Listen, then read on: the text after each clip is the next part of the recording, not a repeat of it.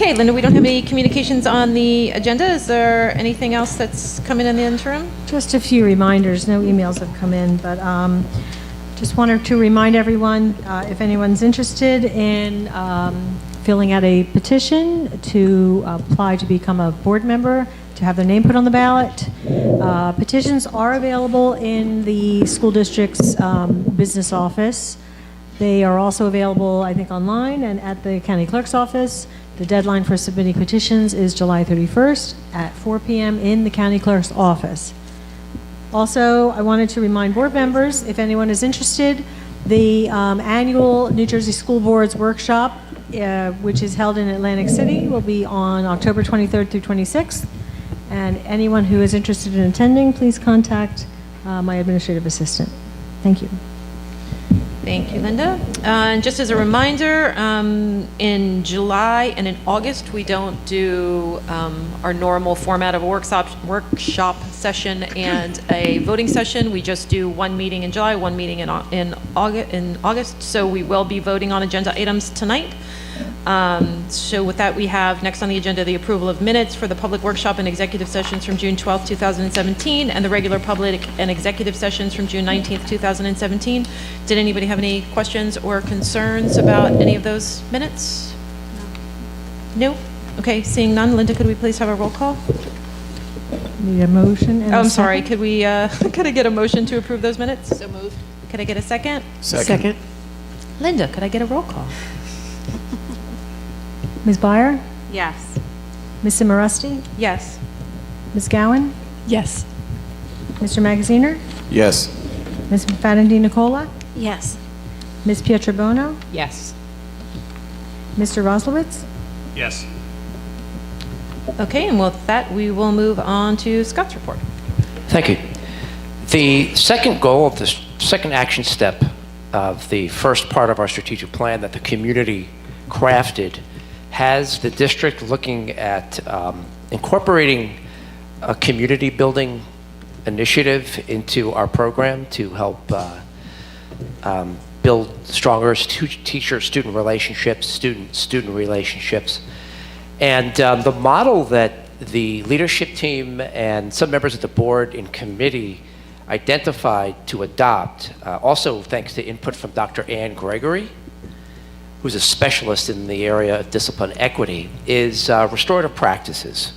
Specifically, we reached out to an organization in Bethlehem called the International Institute for Restorative Practices, IIRP, to come work with our teachers and our leadership team. IIRP is coming next week to conduct a workshop for the principals, the supervisors, and myself. But about 3 weeks ago, Tanya Lewis, who's here tonight, and I'll officially introduce in a second, conducted a workshop for a group of teachers from the middle and high school who are going to be turnkeying the training that they received to all of their peers on September 5th and 6th before the kids arrived. So I invited Tanya all the way from Brooklyn to come speak to the board about the work she did with the staff. She's also going to talk a little bit about some of the protocols that our kids are going to start seeing and experiencing next year at both the middle and high school. One is often referred to as community building conferences, and the other protocols referred to as reactive conferences. What we would do if a student offends somebody else in the community who we want to have restored to the community. And so Tanya's going to talk a little bit about those models, and then I asked her to set aside time for questions from the board about restorative practices. So Tanya, I'm going to give you the mic and you can give me your bio.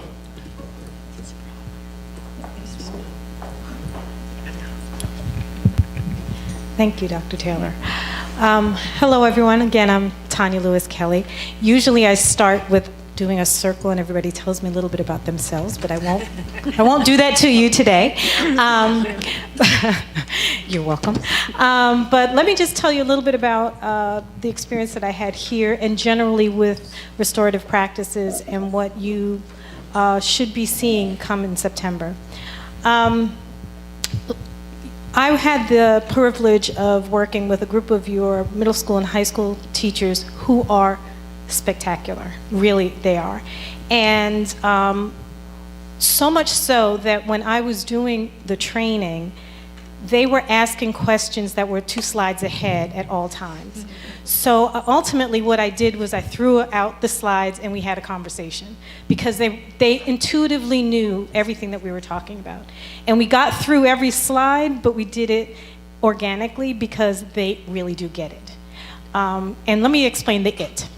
The restorative practices is really an outgrowth of what was specifically called just restorative justice. Restorative justice was just handling issues that were happening in terms of discipline. Restorative practices takes it up another level. It's an emerging social science. And really what it is how do you build the social capital so that you can have the relationships, so that children, adults, anybody that you're dealing with can agreeably disagree.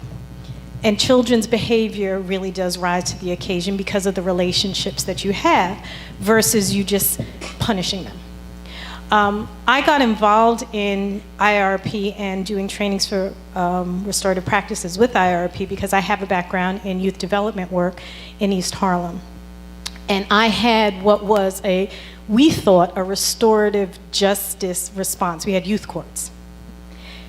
But what we found was that the sanction that we created, it was called Harlem Hard Hats, and it was a community service sanction where young people did their time and they stayed overtime. They built up responsibilities the longer that they worked with us, and they ultimately became leaders in this group. And we found that the longer their sanction was, the better that they did, but it wasn't because they got 20 hours. It was because they had 20 hours of interacting with people, and they built the relationships, and then they wanted to stay, and then they volunteered to work on things like youth court. So that was the pivotal piece, was the relationship building. And that's what I realized was what was missing is if you're punitive, if you're just giving out sanctions, if you're just telling kids, you did wrong, therefore you must, it doesn't make a difference. But if you tell kids, this impacted me, and this is how it impacted me, what are you going to do to help make it better? And give them that agency, self-agency, they will then make a difference, and they will change. And I saw that without knowing the language behind it. So when I learned about IRP, and I went through their training, it taught me the language. So some of the language that we trained on was based on something called the social discipline window. The social discipline window really is a way for you to determine how do you respond to things. Is it through just control or is it just through support? And we know that the relationships where there's an authority figure who just gives support without any accountability ends up having chaos. And we know when we just give accountability without any support, you end up losing the connection. So the with, which is restorative, is giving a lot of support as well as a lot of accountability. And I want you to hear that piece, because a lot of times when we go to schools and you have those folks who are like, I don't know what this mamby-pamby thing is, it seems a little too soft, it's because they think there's no accountability. They think it's just about the support. And we keep on giving you more and more chances and you keep on messing up. And that's not restorative practices at all. It really is about holding people responsible, but having the conversations so that they can figure out what it is that I can do to fix this. I messed it up, I have to fix it. And to have that kind of conversation, particularly with young people, is really it's empowering for them. They come out feeling empowered, they feel respected, even if they don't get their own way. Because usually they're not going to get their own way, but they were heard. And so that's the other piece that we talk about, is how do you make sure people feel heard? So another key component that we train on is called fair process. And fair process really gets people to think about, when you are having a disagreement, are you engaging or are you just listening and waiting for you to give your response? When I'm arguing, I'm not necessarily engaging. I'm waiting for you to say that word that's going to set me off so that I can come back with my response. And then you don't necessarily feel heard because I'm trying to win. Fair process is not about me shutting you down, but me actually listening. Not necessarily agreeing, but actually listening. And that takes a lot of effort sometimes, to listen. And then explaining my position and listening to your position, and then coming up with not just a solution, but what's going to happen if either one of us don't follow through. So when you do have a young person, that person has come up with, this is what I'm going to do differently next time, and they don't hold up their end of the bargain, that's the place where you start the next conversation. It's not going back to the first one. It's, remember, this is what you agreed that you would do. So what happened, and why didn't that work out? And that allows for there to be some accountability there, because I've agreed to it already. And it's them coming up with part of the solution. So that's the second piece that we focused on. And again, your folks got it. They already knew it. This was what they kind of did. They just didn't have the language. And this was about giving everybody the common language so that when they share with their colleagues, everybody knows what we're talking about. You know, when I was working with young people, my staff, I would say either you got it or you didn't get it. What's the it? Well, if you don't know, then you just don't know. That was how I handled it, because I did not have the language. So this is one of the things that will allow for your district to be really consistent, is everyone will have that language. The other things that we talked about is how we need to interpret responses that we do see. So when you see someone who flies off the handle because of how they handle stress, or how they handle disappointment, or how they handle, we call it affect, when they have a negative affect, how they respond to it might not be the same way you respond to it. Therefore, you will interpret it based on you versus based on them. So you need to be aware of how everyone responds to it. And we talk about 4 basic ways you can respond to these types of things. One is you attack other. One is that you attack yourself. One, you withdraw. And then one is avoidance. So if I'm a withdrawer and you're an avoider, and something happens and I don't see you withdrawing, I might misinterpret that to mean that you don't care. But what you're doing by avoiding is actually showing that it does bother you. And so those are some of the other things that we need to be very mindful of, particularly when we are adults looking at young people. So when we see a young person who isn't looking us in the eye, or we see a young person who is blowing up, or even parents, if we see a parent who's very upset about something, and you're like, but don't get mad at me, it wasn't me, they're not mad at you. They're responding to that negative affect. And it allows for us to put things in perspective, because really all of these trainings are about us being more introspective and figuring out what we need to do differently, because you can't change others. But other people will react differently if we respond differently. So restorative practices is really about giving the tools so that we can build the social capital so we can have better relationships. And then there are certain tools that we have, and I'll share those with you as well, to handle the responsive. When something does go wrong, these are some of the tools you can use. So we say 80% of the time is building up so that you have that social capital to pull out for the 20% of the responses. Some of the responses that we suggest, one is called affective statements. And it's telling somebody specifically how that behavior impacted me. It's like an I statement, but you're very, very specific about the behavior. When this happened, or when you did this, it made me feel X. And some of that is to build up empathy, because quite frankly, sometimes people don't necessarily, young people in particular, don't really have the strongest empathetic responses to things. So it's helping them to think through it. But it's also helping people to start to identify emotions, because you have to be very authentic about how you felt. And we spent a lot of time getting people to get outside of their go-to words. I felt sad. I felt mad. It's like, no, how did you really feel? I felt ignored, or I felt disrespected, or I felt disappointed. Like, really get them to start tapping into those things, which also, and you'll be surprised how quickly this connects people. Because when I say, this is how you made me feel, it's because you matter to me. That's how you were able to make me feel that way. And therefore, that connection is there. Affective statements can also be used in a positive light when you just see somebody, particularly someone who might not necessarily always do the right thing all the time, and you see them just do something they're supposed to do.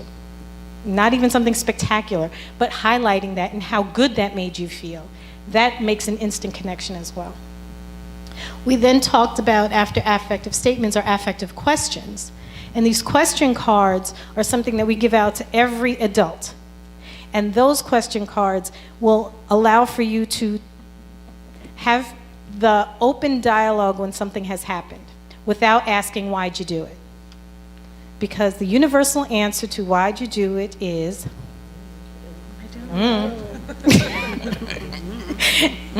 anytime you ask. So we don't even go there. Because if I get that response, if I'm thinking about how I respond to things in my compass of shame, it's going to upset me. And then I will just keep on pressing, and then I will get more elevated in my anxiety. So let's not go there. Let's start with just what happened. Tell me what happened. And that gives them the opportunity to just download and share as much of what has happened. It is not for you to actually get to the point of the I gotcha. It's not about I gotcha. It's just giving them the opportunity to express what happened. And as they start to hear themselves say what happened, and then the next question is, so, what were you thinking at the time? What have you thought about since? Who was affected by what it is that you did? And what do you need to do to make things right? What they will often say is pretty much what you would have said, all right, your punishment is X. But they're saying it to you, and then they own it because they said it. And then they're less resistant to doing it because they came up with it. We also have questions that are really important that are similar, but they're for the person who's been affected. So we make sure that you always address, if it's two kids and one child has hurt another, make sure that the child that was hurt gets as much airtime, because they're the ones that usually don't, and they hold on to it. So you ask questions that are similar in getting them to talk, but they're different questions, obviously. It's more about what did you think when it happened, and who's in your family or your friends have been affected by it, and what do you need to make things right?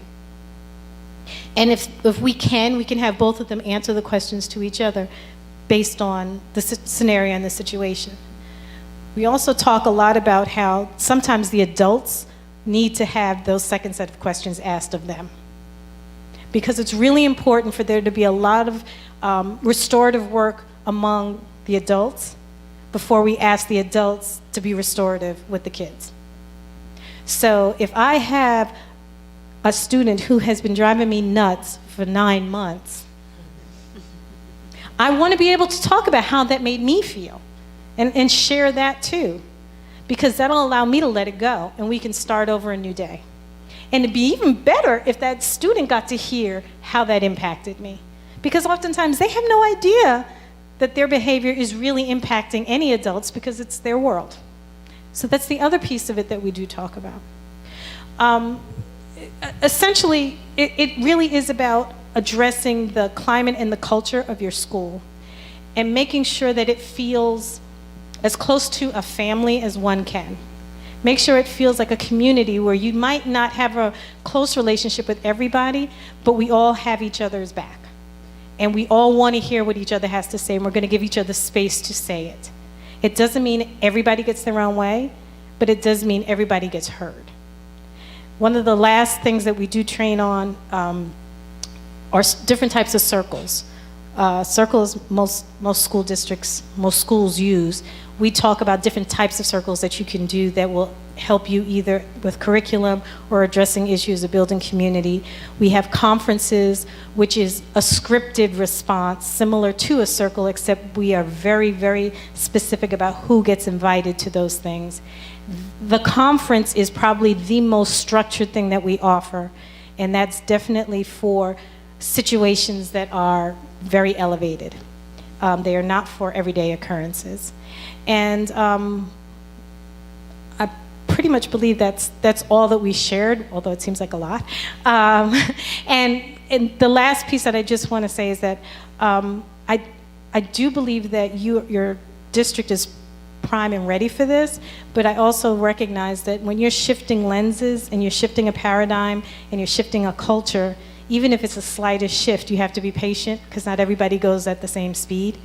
And that's the other piece about this that we spent a lot of time talking about is you have to take people where they are and help them to be reflective on how this can personally impact me before you can expect them to professionally use it effectively. It has to come from within, because it really is about how do I communicate with people in a sincere, authentic way.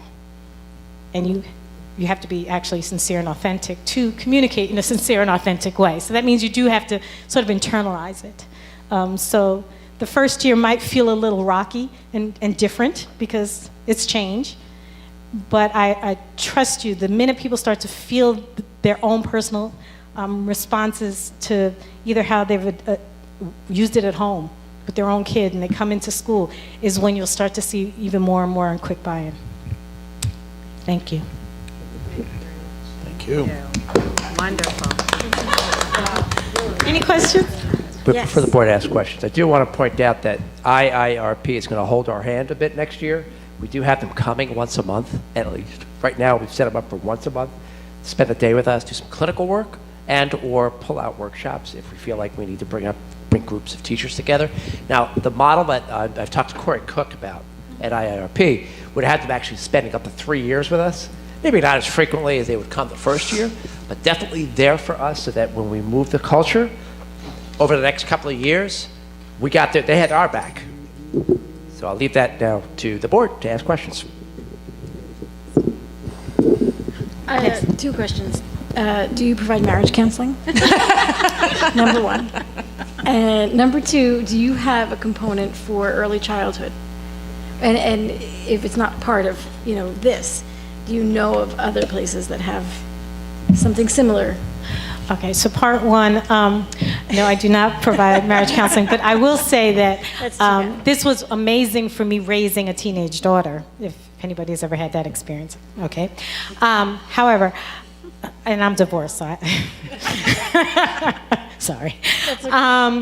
In terms of early childhood, what IRP is doing now is they're starting to gather more and more resources for educators who are working with very, very young children, as well as children who are not as verbal and older. There are, for example, the cards that we talk about with those questions, they have versions where people use pictures and feeling cards and all of those things.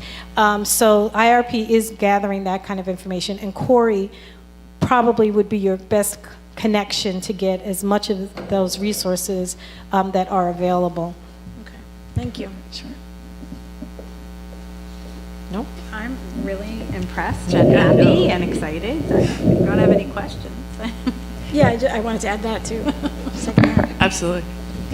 Something that this is sort of not the main point of your talk, but something that we talk about a lot is the idea of these, I forgot what you call them, conferences that sort of in reaction to something that's happened. Does the training to teachers and administrators include issues of like when it would not be wise to have the supposed conference? offender, when it would not be wise to have the two people that were in conflict speaking with each other? We don't want a situation where, someone who's sort of a victim, if you will, feels pressured to appear in front of somebody who is... Right. Yeah, we do talk about that, and particularly if we're going to have the two together, the person who was affected has to agree. Okay. So we don't mandate that at all. Okay. That's baseline, yeah. Okay. Thank you. Nobody else had any questions? No?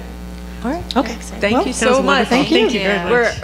I can't tell you how excited we are that we're at this point, because this has been a conversation that's been brewing for quite some time. So that we're at the point where this is actually going to be implemented next year is just, we're excited.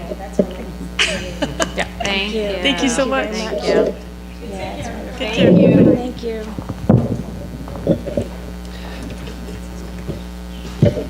The teachers who Tanya trained will be trained again this summer on how to turnkey the training to everybody else. That's a 3-day session. They spent 4 days with Tanya a couple of weeks ago. I'm waiting for the projector to boot up. The next part of my presentation has me following up the State of the District report I gave on June 12th. At that time, I talked about recognitions, accolades the district received. I gave a brief update about the strategic plan, but tonight I just want to touch on the things that I took away from the New Jersey Department of Ed performance report data from 2015-2016. So every year the DOE reflects on the prior year. by prior year, I'm talking actually about 2 years back. The data I'm talking about is 2015-16 data, not 16-17 data. Looks a lot at standardized assessment results, PARC. Also looks at chronic absenteeism. Believe it or not, the number of visual and performing arts classes our kids are taking. And then make public these reports. I have placed all of the information on the district website. If you go to the main site, hpschools.net, click district, there'll be a drop-down option to go back as far as 2011 and pull down all the reports. Now, just keep in mind that the data is not the same as it was even 2 years ago. So starting in 2013, 2014, the DOE revamped a lot of its reporting. So prior to that, you're really comparing apples and oranges. I like to compare apples to apples. So when I went into the DOE report for 2015-16, shared it with the principals, I honed in on the results of our subgroups, the small groups of students who we look at closely, like our African American population, our special ed population, economically disadvantaged population, the ELL, white, Asian, and I looked for trends. I questioned the validity and reliability of the standardized assessment data, but if I see some trends that I also see on other reports, I get concerned. Besides looking at the PARC data from the DOE report, I also looked at MAP data, measurements of academic progress. That's a new assessment tool we just started using this past year at the middle school, grades 6 to 8. We administer it 3 times, once in the fall, once in the winter, once in the spring. It's an adaptive assessment. It actually adjusts the complexity of the questions according to the kids' responses. So it's a bit, I think, more authentic information than PARC. And I also looked at this past year at class grades to see if there were any trends. I actually broke out the average grades in English language arts and math for our subgroups, grades 6, 7, and 8. So I looked at the special ed class grades on average in each content area, and I compared it to the whole school class grades average, just to see if I found some similar trends, and I did. If anything, I find similar trends in both the performance report information I'm getting and also the internal assessment information I'm getting. And I thought it would be a good time for me to briefly overview all the things that we have built into our strategic plan. These aren't just things we're coming up with out of our rabbit's hat, to help all of our students grow, regardless of their subgroup, economically disadvantaged, African American, special ed. And these are the things I want to hone in on right now. First, I want to talk about how we are working to expose all of our kids to the same rigorous curricula of their peers. Those school districts that have an enormous difference in achievement between their subgroups and among their subgroups. So let's say the Asian and white subgroup is outperforming the economically disadvantaged and the special education subgroups in a school, are often those districts that have separate curricula for their special needs students and their, in the case of my example, their Asian students or their white students, or everybody else for that matter. Special resource group classes, pull-out programs may have slimmed down content. Content that's supposedly modified to meet the needs of the learners, but in reality is different and not as rigorous in many cases as their peers' curricula. We are working in a couple of ways to resolve this issue that was existing in this district for quite a while. First of all, we're going to see how we can more effectively integrate kids of different abilities into similar classes, like we're doing with U.S. History 2 with honors option next year. We're going to look closely at how having the students who were in the college prep program work with their peers and exposed to the same curricula as their peers fair. And as I promised the board when we proposed this idea of introducing a U.S. History 2 with honors option course, I will be conducting a fall, winter, and a spring assessment of our progress. And we're going to do it in a number of ways. I'll report back to the board as soon as I get the first set of data. And the other thing we're doing in that area is going to be engaging in book studies. And Darcy's going to be talking to the board soon about revisiting the idea of a book study for all teachers, leadership team, and board on ways we could take what we did with the U.S. History 2 class and expand it successfully. And finally, if we're going to expose all kids to the same rigorous curriculum, we need to be sure it's codified in our curriculum guides effectively. And we're doing this right now, specifically by making, going back to my example from a couple of minutes ago, our pull-out program, resource room class curricula for special needs students, very close, if not uniform completely, to their peers. But that will also include additional modifications that we have to make to give the support those kids need to make up for any academic deficiencies they might have that their peers don't have. The other area in which we're going to be focusing on helping all of our kids achieve is to be sure we do a better job differentiating instruction. And I know the board and the community hears about differentiating instruction ad nauseum, but I'm going to keep plugging. And our supervisors of curriculum and instruction are going to keep introducing new strategies that I'll talk about in a second, like potentially incorporating something called Math Workshop at Bartle School and the Readers and Workshop and Writers Workshop model to build in the differentiated strategies in a lockstep program, as opposed to just trying to come up with these pop-up strategies that we give teachers to put in their lessons. I also want to let the board and the community know that I've tasked Jennifer Knapp, our supervisor of special projects, to take more responsibility to spearhead an effort I just didn't get to, but I wanted to, and that is to look at our entire assessment approach, K-12, to make sure that we're widening the scope of assessments so that we meet all of our kids' needs, not just providing certain types of assessments, traditional multiple choice tests, projects, but an array of assessments. And so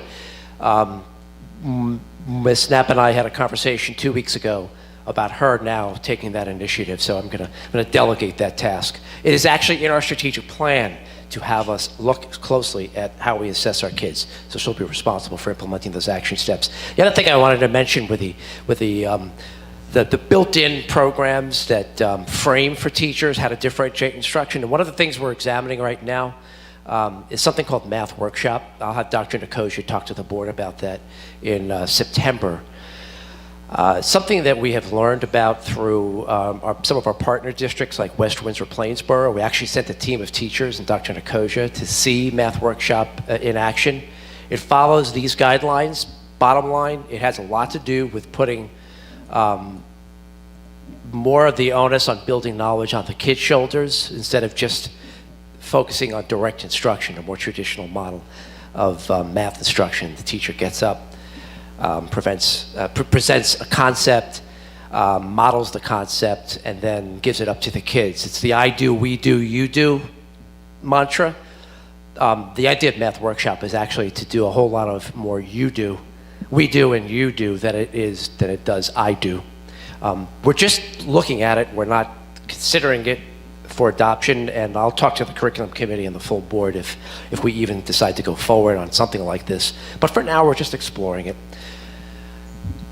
We're also expanding the intervention services we are providing. I thank the board for its support on allowing the district to reach out and look for a part-time teacher who is actually certified in a decoding strategy called the Wilson method. It's very similar to the Orton-Gillingham approach.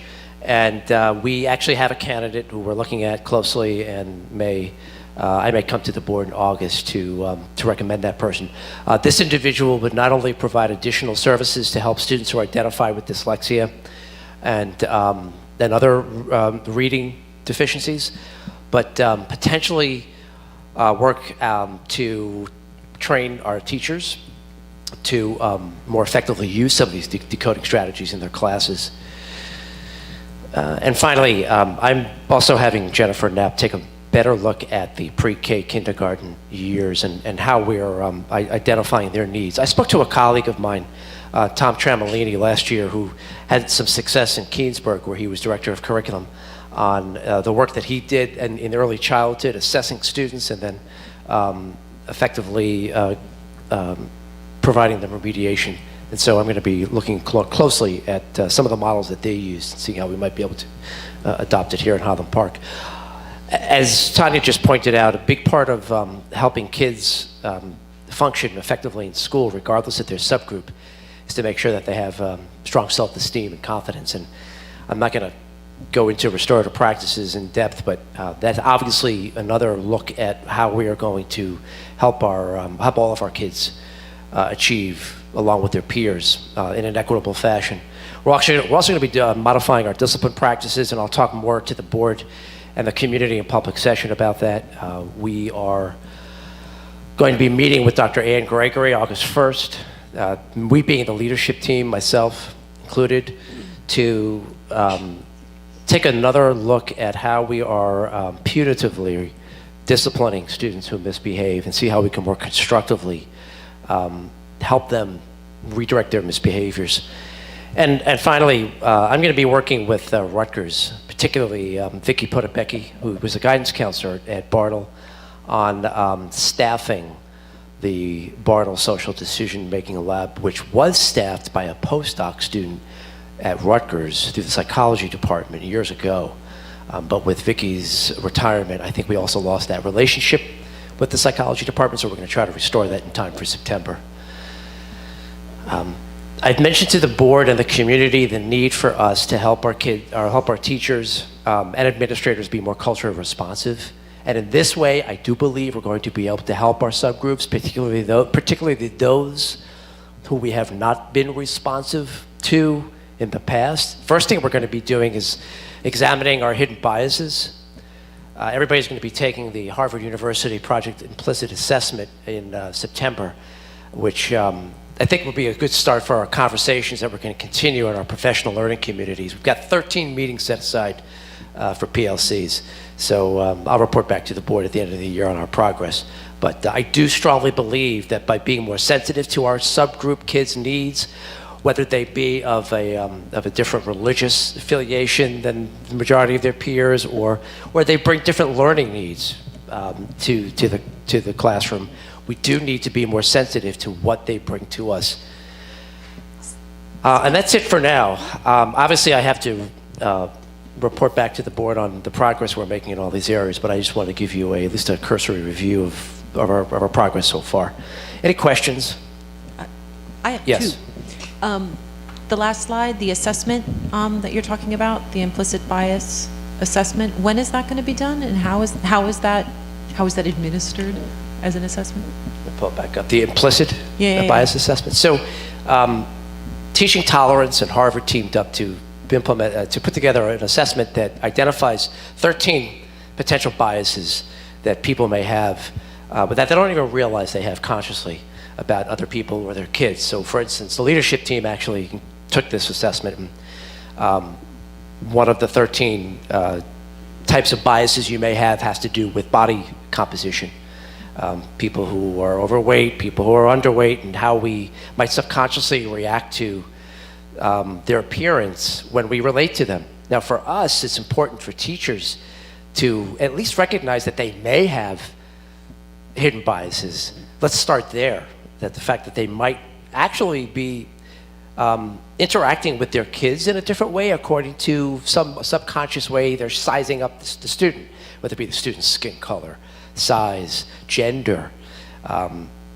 So once we uncover those biases and start getting our teachers and our paraprofessionals to think outside of their conscience, we are going to have them engage in either an action research project, a book study, could be a professional study based on periodicals. They can bring in people from outside with the principal's guidance to start to try to redirect their behaviors once they identify what they are. So if somebody uncovers a potential bias towards students who have special needs, the teacher thinks that the child just can't work to the ability of a typical peer, somebody who's not special needs, we'll expect that over the next 13 professional learning community sessions, the teacher's focusing on how to remediate that problem.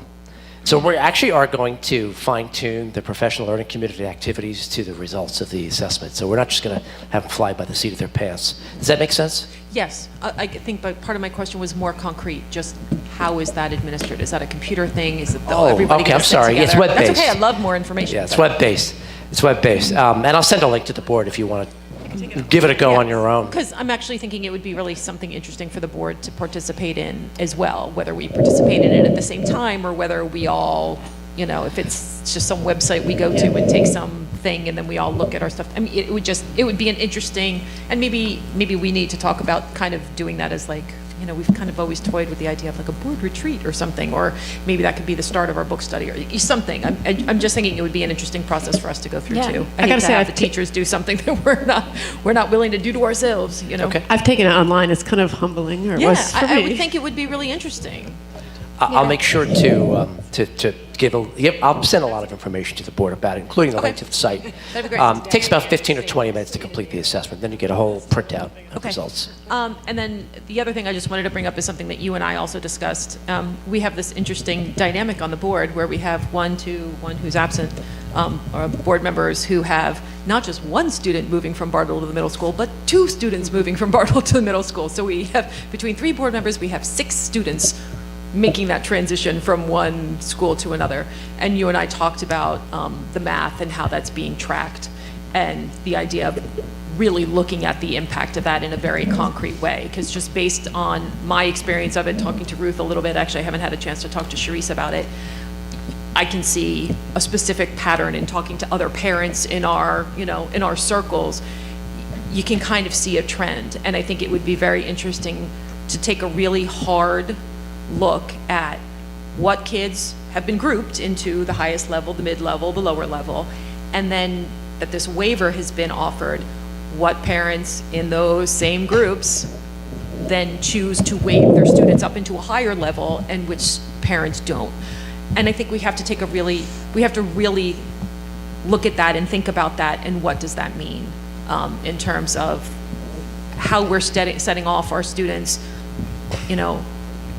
post-elementary education, what kind of foot are we getting that off on? And from my understanding, last year there was some effort to maybe look at detracking, and then there was a panic among the parents last year and petitions, and and then maybe this was a pushback to that. But I think perhaps we went too far in the other direction, because I'm seeing this very clear stratification starting off in middle school, and that's a really kind of crummy way to start off middle school. I noticed that as well last year with my kids, the math stuff.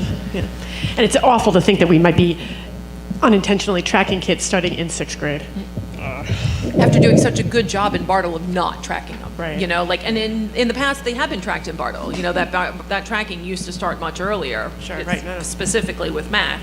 We've done away with that, but now we're hitting it hard as soon as they make that transition. Yeah, I to agree. middle school. So the leadership team's book study is going to focus on ability grouping, tracking, detracking, best practices. We're looking at one of 3 books, 2 of which are written by Carol Burris, who Darcy introduced me to, and is somebody that I think we've talked about, helped give us some consult about the U.S. history too with options. So I am admittedly a year behind our strategic plan, which had us researching the math tracks this past year. We'll do that research next year, and potentially there'll be some change in 2018-19. I have to add, though, just as a positive about some small impact we are having on the problem, by offering the free booster classes this summer, we have, and I tell you what, I'll report back to the board by email the exact numbers of students who got into that program. I'll do that in an email tomorrow. I do know for a fact that 2 students happen to have special needs, took the program, and I had a conversation with Jen Knapp about this because she's helping operate the program. It's being funded by Title I funds. These are kids who we believe would not have taken that booster class on their own outside of the school support.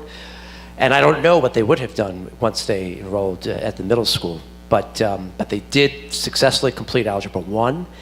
And I'm going to be recommending to the board in August that we hire a teacher to help them take the Algebra 1 end-of-year assessment that they have to take by law, because they did complete those classes. So that's at least 2 students I know who I think we may have positively impacted to get ahead of the track. But I will report back to the board by email between now and the next meeting about those numbers. Yeah, I mean, because if we could just not have the tracks to begin with, it would certainly help more kids, you know, instead of the goal being to jump tracks, you know, the goal be to not have the tracks. Particularly that early. I mean, I understand, you know, we're talking about BC calculus or whatever it's called these days. You know, people have very strong opinions about who can take that and who can't. And maybe students themselves have those very strong opinions. But when it comes to 6th grade math, I firmly believe, based on the curriculum I saw last year, that we can get our students up to that level. Well, and You it know. just became, I mean, from what I was hearing from sources, it just became this very competitive, like, did you get in? Are you going to get Yes, in? Like, what do you have to of get on this? And do we see a racial pattern or an ethnic? And I that's mean, what that's what I'd like to see. Yeah, that'd be great It's to hard know. to imagine that there wouldn't be one. Right. And I'll be sure to break down the data, the enrollment data by subgroup. Great. That'd be Okay. great. It's hard. It's awful to see these performance reports with the subgroup issues, and then just think, well, we're just perpetuating that by, you know, By sticking thrusting one. everybody into the lower class. Right. Yeah, Thank you. And Miss Ackley couldn't make it tonight because she had a stomach bug, so I'm going to have her come to the August board meeting. Great. Great. I had a question. Yeah, go ahead. The last slide again, if we were talking about the PLCs, have those already been planned, or those are still open? Like, No, we're still in the planning phase. Okay, so as far as the racial bias goes, I had seen, I mean, years, like maybe decades ago, someone on television named Jane Elliott. I don't know if you've ever heard of her. Name sounds familiar. Yeah, so she's 84 years old. She's a school teacher. And she is an activist of many kinds. She's a feminist and an LGBT activist, but her main work is around racial bias. And she did a very famous study called the Blue Eyes, Brown Eyes Project. Yeah, so I just wanted to suggest that we, you know, put that on a little maybe sidebar for a racial component, because I know that that had been tremendously effective for a lot of different people that have encountered her program. And it's been around for a while. Yeah, Noted. Thanks. thanks. Cool. All right. If no one else has any other questions for Scott, we will move on to our committee reports that start with Michelle for curriculum and instruction. Okay, so, of course, since this is a voting meeting, this is the meeting that I did not have time in my schedule to put together a report. It's usually such a detailed report. So you're welcome. But I do have the curriculum committee agenda in front of me, so I can run through that, and, you know, please, Rob and Ruth, if you have anything to add, jump on in. Will do. Okay, so the first item was the agenda review, and we went through the agenda, but it has since changed, so we will be tabling number 2, I believe, yes? So that we won't go through. Yes. Okay, and so the other things that we spoke about were the new courses. We wanted some more information on the new courses, and those were now added to the agenda as of tonight. But we didn't have additional information during our committee meeting. So I'll leave that to Dr. Taylor to fill in the blanks with items 6 through 9. Our second item during our committee meeting was the NJDOE performance report analysis, which you just presented. Number 3 was restorative practices, which Ms. Lewis just presented. Number 4 was the program spotlight on ELA programs and intervention services.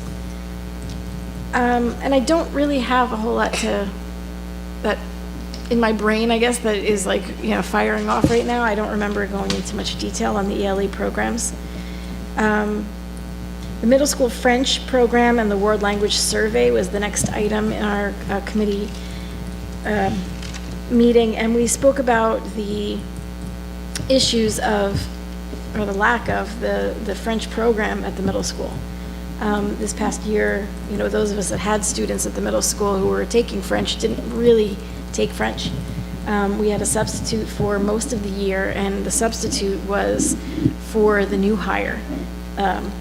After our longtime French teacher, Mr. Patterson, left. So there were a lot of different, movies shown and other things. I mean, there was really no world language for those kids. So I believe the story that we had heard during our committee meeting was that there was no luck finding a new French teacher, and that we were going to do a survey of the faculty to figure out if there was another language that we could provide the students, and if we were to go down that route, what language would they suggest we go towards? And I believe we had spoke about Russian, Chinese. Yeah, I don't have American Sign Language, Latin. American Sign Language and Latin. Yeah, Hindi. Mandarin. Hindi and Mandarin, right? Yeah. The deadline to complete the surveys is Friday. Yes, Arabic was also on the list. So it was Mandarin, Hindi, Arabic, Latin, and ASL, which is American Sign Language. So the Russian came from me. I thought that was important since there was such a tremendous Russian-speaking population in our town. And Dr. Taylor says that survey will finish up this Friday. Correct. Okay. And I'll email the committee once I have the results. And we have about 47 respondents as of this afternoon. And where can people find it? It was mailed home to all the middle school parents, the regular mail. Right. So it's not online, but the link to the site is on the letter. Could it maybe be emailed out to parents again, just to remind, as Sure. a reminder, deadline this Friday? Not a bad idea. I understood that it was the faculty that was being surveyed first. Is that right? It's out for parents. It's out for parents now, but Yeah. I thought the faculty had some, that's what I understood. So the faculty was responsible for the list that was the survey, the list that comprised the survey. Mandarin, Hindi, Arabic, Latin, and ASL. So the survey that went home, I believe it did include Russian? No. It didn't. I think there was an other, right? A write-in, you could could write write in in. another language if you so thought that was Okay. warranted. So that's still in the works. So our committee obviously asked, what would possibly happen if we don't find a French teacher? If this survey is a bust, what do we do?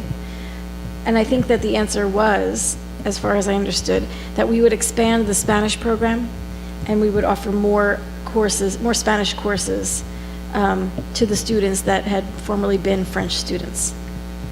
And we'll be sure to send a letter home to the parents, guardians, as soon as we know the direction in which we're going. Well, regular mail that. Yeah.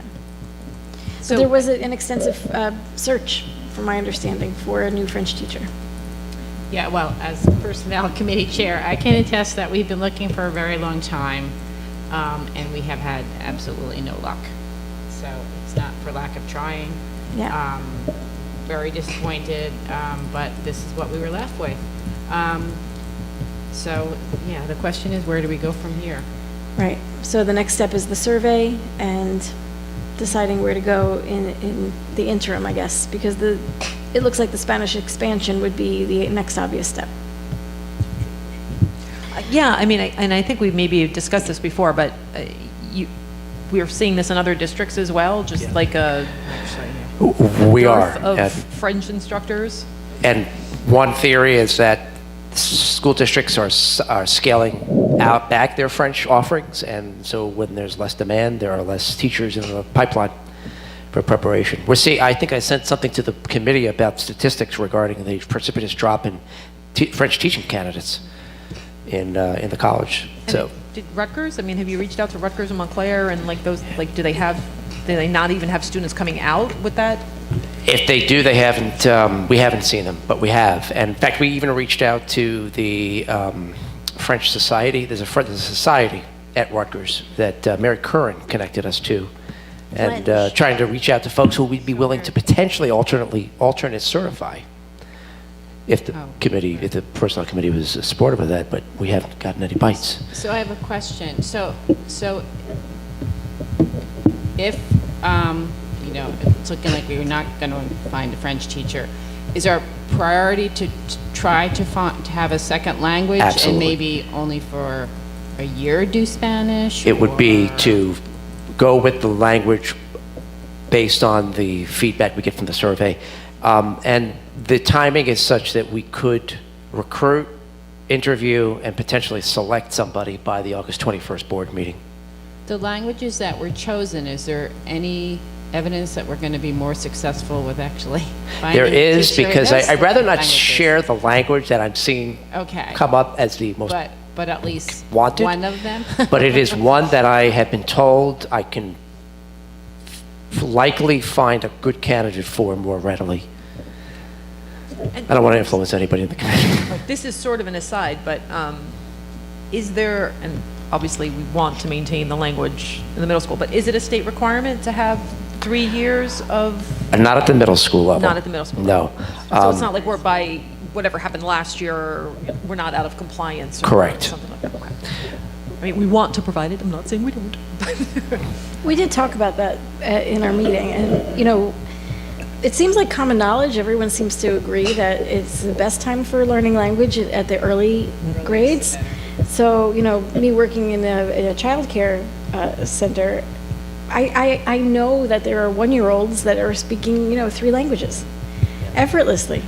So we did talk about that. You know, could we possibly expand the Spanish program in the middle school, but then also provide for another language earlier? Or could we, you know, in some way focus on the early grades for a world language rather than, you know, mourn the loss of a language at the high school level, for example? Could we provide a language program in Irving and Bartle that doesn't currently exist? So we did discuss that. It did come up. We didn't come up with any specifics, but it's on the radar. Right, but for all of these also, we're looking at how this would impact at the high school also, with the transition towards either more students in Spanish or picking up another, like whether or not we would have a continuation of, if we picked up another language at the middle school, whether or not we would continue to offer that language in the high school. So I should clarify for the community, I appreciate you bringing that up. Whatever language we introduce, if it's a new language in the middle school, would have to continue through the high school. Now, if we phase French out, regardless of what we put in its place, the current 8th graders will be assured they can go through the next 4 years of high school taking French. Because I feel like we owe it to them, since they've committed at the middle school level, and start this language to finish it out. And wasn't one of the bits of information you're going to come back to us with was how many kids are doing that currently? How many kids we have in the different levels? We You have do that, have Darcy, yeah. How many people are taking the language now? We have, in the middle school, 89 French students and 145 Spanish for the 2016-17 year. Is that in all 3 grades or? Middle no? school. That's for middle school. No, I know, but Yeah. there's 3 grades in Yes. it. All 3, yeah. And then in high school, 92 French, 244 Spanish, which was actually a little bit of an increase. For middle school, it was a drop from the previous year. Is that nine No, children taking in the middle school? Is that what you said? no. French? 89. 89. 89. Thank you. Of French. Sorry. And 145 Spanish. That was for the 2016-17 year. That was a slight drop in the middle school from, it was 95 students the previous year. So 95 to 89. Spanish went from 161 to 145. French went up in the high school from 77 to 92, and Spanish dropped from 276 to 244. But so you just have year to year there. I think part of what, you know, as we get further down this road, what would be interesting is looking at cohorts, you know, so of a grade that starts in 6th grade, as they move forward, instead of just year to year, because you can have vacillation in years and number of total students, so it's hard to tell what you're looking at. But if you're looking at, okay, in 6th grade, this many started in French and this many started in Spanish, and then you follow those kids along, how many of those stay with Spanish and how many of those stay with French? Like if we're seeing this like serious drop off in French, then, you know, we know kids aren't necessarily sticking with it, you know, or they are, or, you know, whatever. And I just want to confirm, American Sign Language now is a foreign language in New Jersey for high school students, correct? Okay. Yeah, and some districts provide it so to the cool, students who don't want to take a world language, meet the 1-year requirement at the high school level. Oh, okay. But colleges always want to see 3, so for high school, you know. Yeah. you And that's a don't have remarkably 3 helpful years. one to have. I mean, you can go out like That- yeah, immediately and that get a would be real really job. Like, I exciting, mean, that's yes. like a job guarantee right there. Right. Is one option I'm not sure if I heard you say this, but one option for the coming year with French to, again, hire a long-term sub for the year, or is that something we don't want to go there? Well, I doubt we would find somebody qualified. We're having a hard enough time finding a permanent, to fill a permanent position. Finding a long-term sub is probably going to be more precarious. But we're still holding out to see if we can find somebody, and if not, we'll go to Plan B. Anyone out there who's a certified French? Is it posted? Come on, get those Yeah. resumes in there. We're waiting Not right now. for you. Oh, you said It's now? posted at the, in the We've got so Star far Ledger. as to It is Skype. posted. The job is posted. Oh, not on our site, though. Not on our. No. It's not on HP schools. Is the French position still posted in Apple Track? Yes, it is. It's still open. The only thing we have not done is advertise it in the Star Ledger again. We need to make sure it comes up on the website that when people search. Are you saying that when you go to If they HP go to schools, employment that's- opportunities. I didn't remember seeing it. I just, every once in a while, I look through there, and I did not remember seeing it, but I certainly could be wrong. That's all check. Just like, only takes So- like 6 years. No, it's not there. Yeah, it's not. No. So you're still If you go to anybody out in the community who might be interested, if you go to the district website, click district, there's a link to the employment opportunities section. Click it, and then you'll be taken to the AppleTrack interface, and that shows you all the vacant positions we have.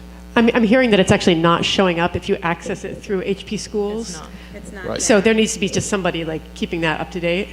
I mean, it may be that it's on AppleTrack somewhere, but it's not If you go to being vacant pushed. It's not being pushed through to our website. If you go to here. Yeah, I see. Okay, I'm looking at it now. We'll have to update that tomorrow morning. Thank you. So the next, thank you. The next item on our committee meeting list was the substitute coverage at the high school. And we had spoken about this last meeting. So rather than employ the number of substitutes at the high school that are required on any given day, the proposal is to hire 2 dedicated substitutes for all of the classes that would be affected on any given day, and to station them in the high school cafeteria, where all of the students in each class would be, coming together to sit in their classes and to do whatever assignments were left for them.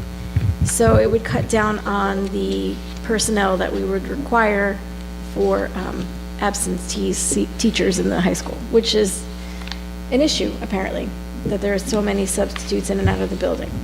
And, I have never thought about it as a tremendously big issue, because that's how it was done in my high school. Then again, my high school was doing all of the stuff that everyone talks about, the charter schools doing and all of these other schools do. That is terrible practice. It's not best practice.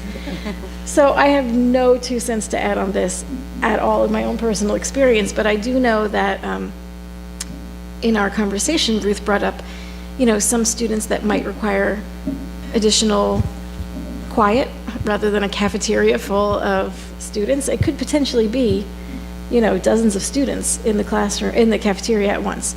And so Dr. Taylor told us that there are 2 private rooms off of the cafeteria. One of them we use for our dinners when we have Board of Ed meetings and our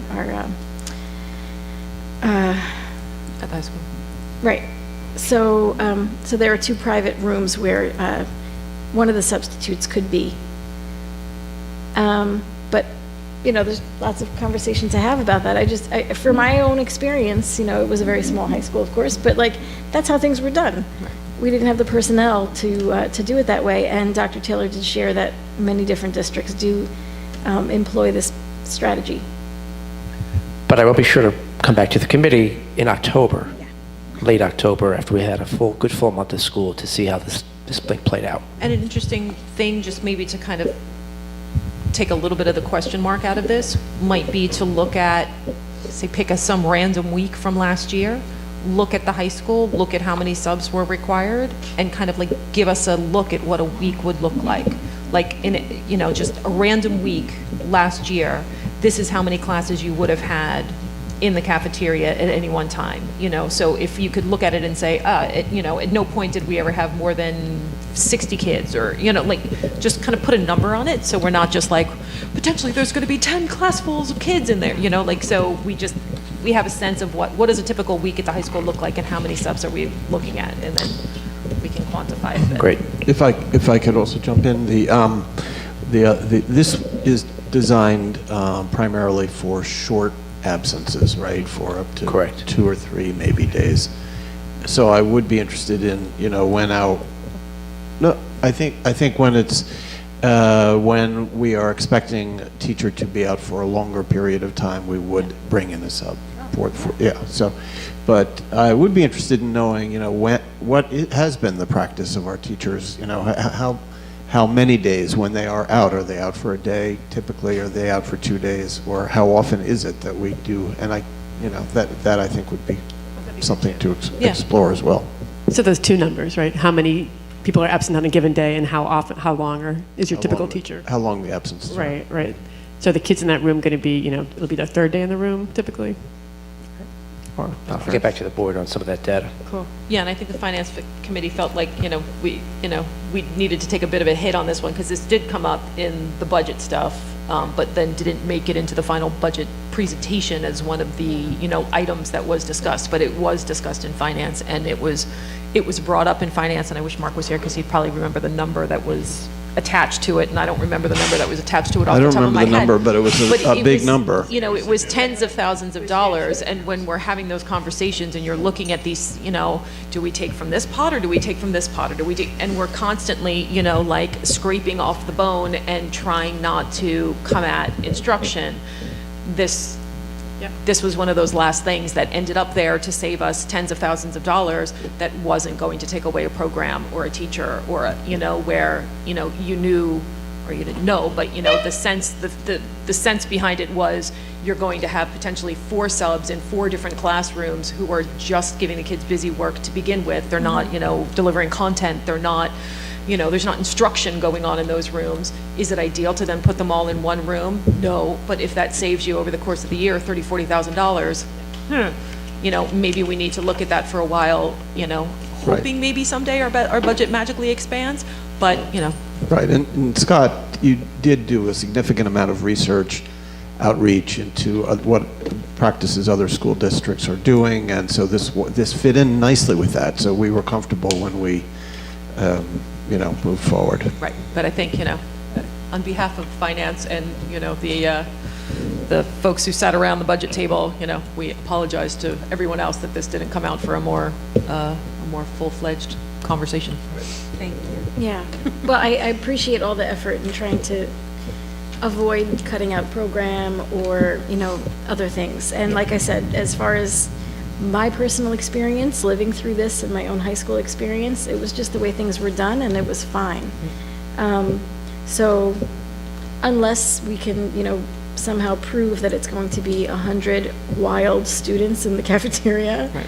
I don't know that we would have a serious problem with it. And we did talk about, you know, if there are more than X number, you would get additional subs. You know, you wouldn't, like, no matter how many kids there are, you only have 2 subs. You know, Right. if you know on any given day you're going to have more students in there, then you get more hands on Yeah, deck. it's certainly not ideal, but if Yeah. it's Right. flexible. Right. But I did appreciate also, I think you said, Scott, that the 2 subs that you were looking at 2 specific people that you had in mind that were familiar with the students already.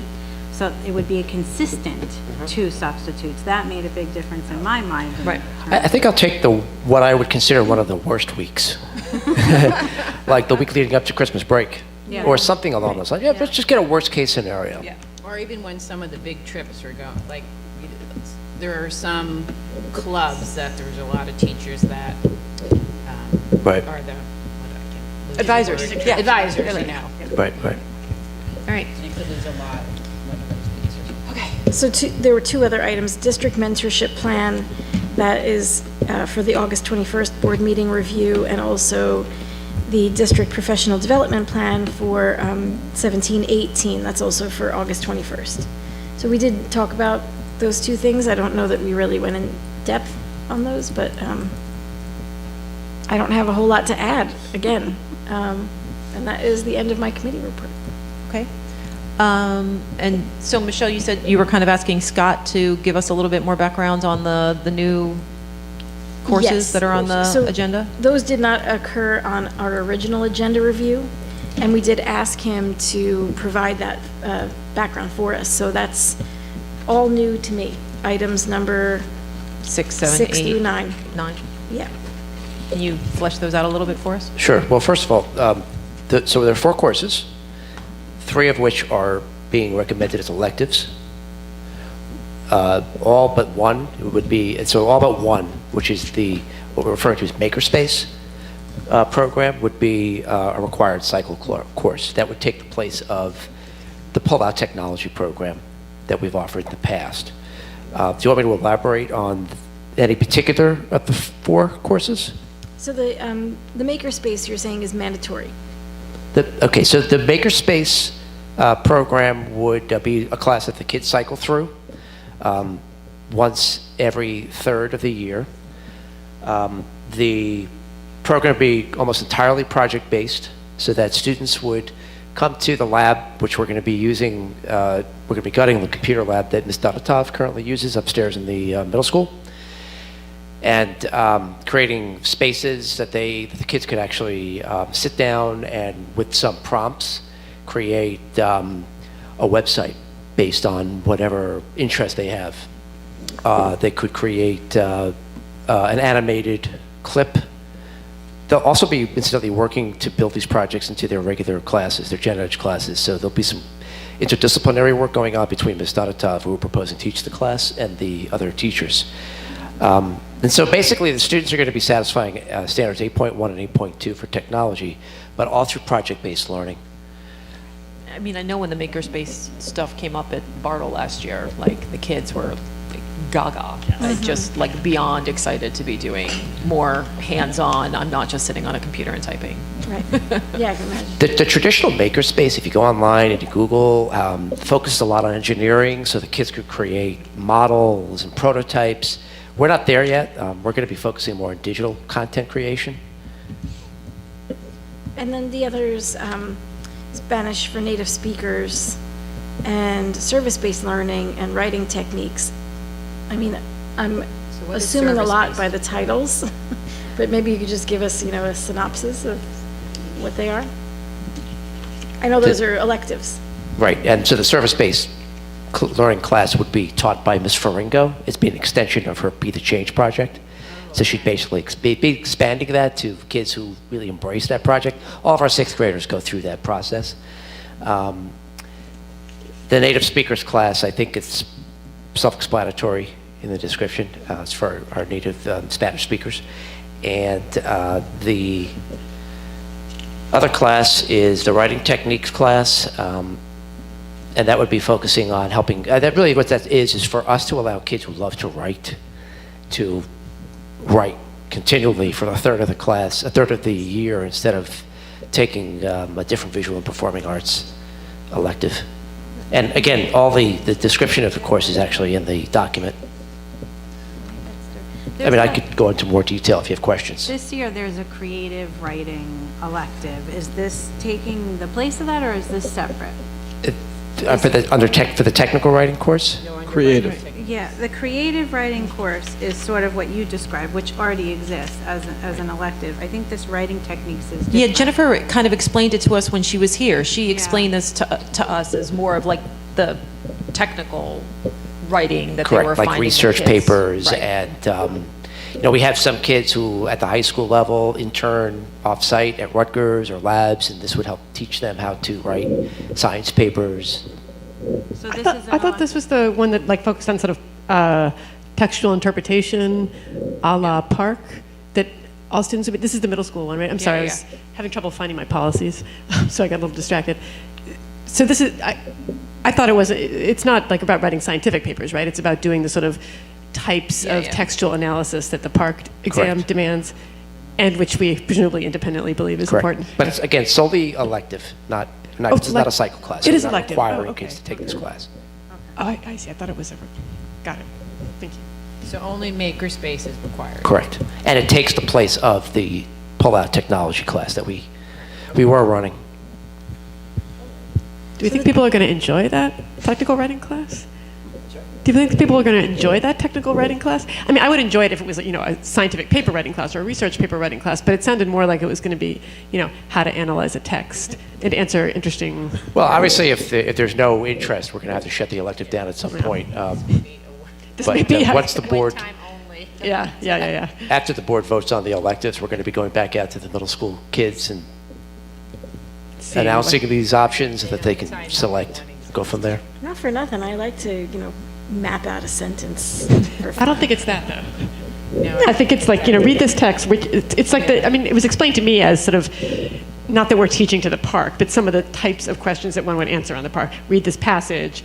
Now, which sentence best encapsulates? I assume it would not be all multiple choice like the park. So it's condensing information and, Yeah, right. answering multiple choice questions? Well, I don't know if it'd be multiple choice questions. I assume it'll be, analyze this text, pull out the theme, which sentence, is the stuff we saw at Bartle, but on a higher level.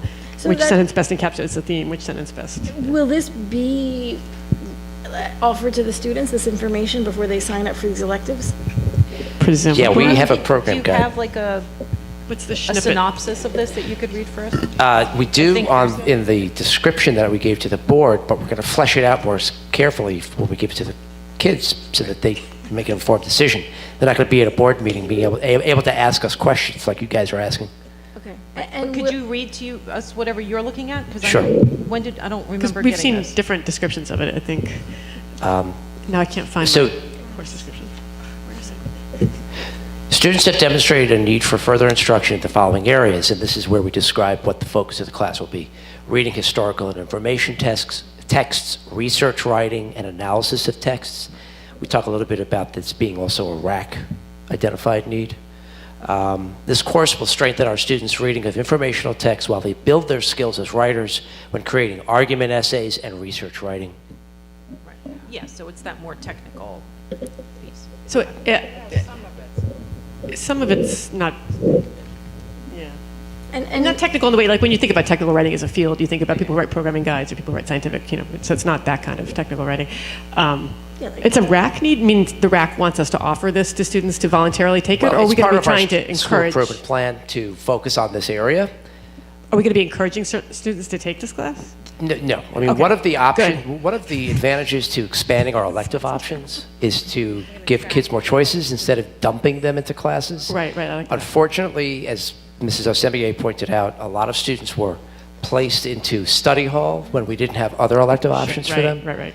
So by expanding, and here we're doing it by threefold, well, not by threefold, I think but that's great. adding 3 courses, we're able to slot kids in That's a other wonderful places change. if we need to. So this is learn how to read really boring nonfiction texts and then write stuff Now, come on, about the really Darcy. boring nonfiction texts.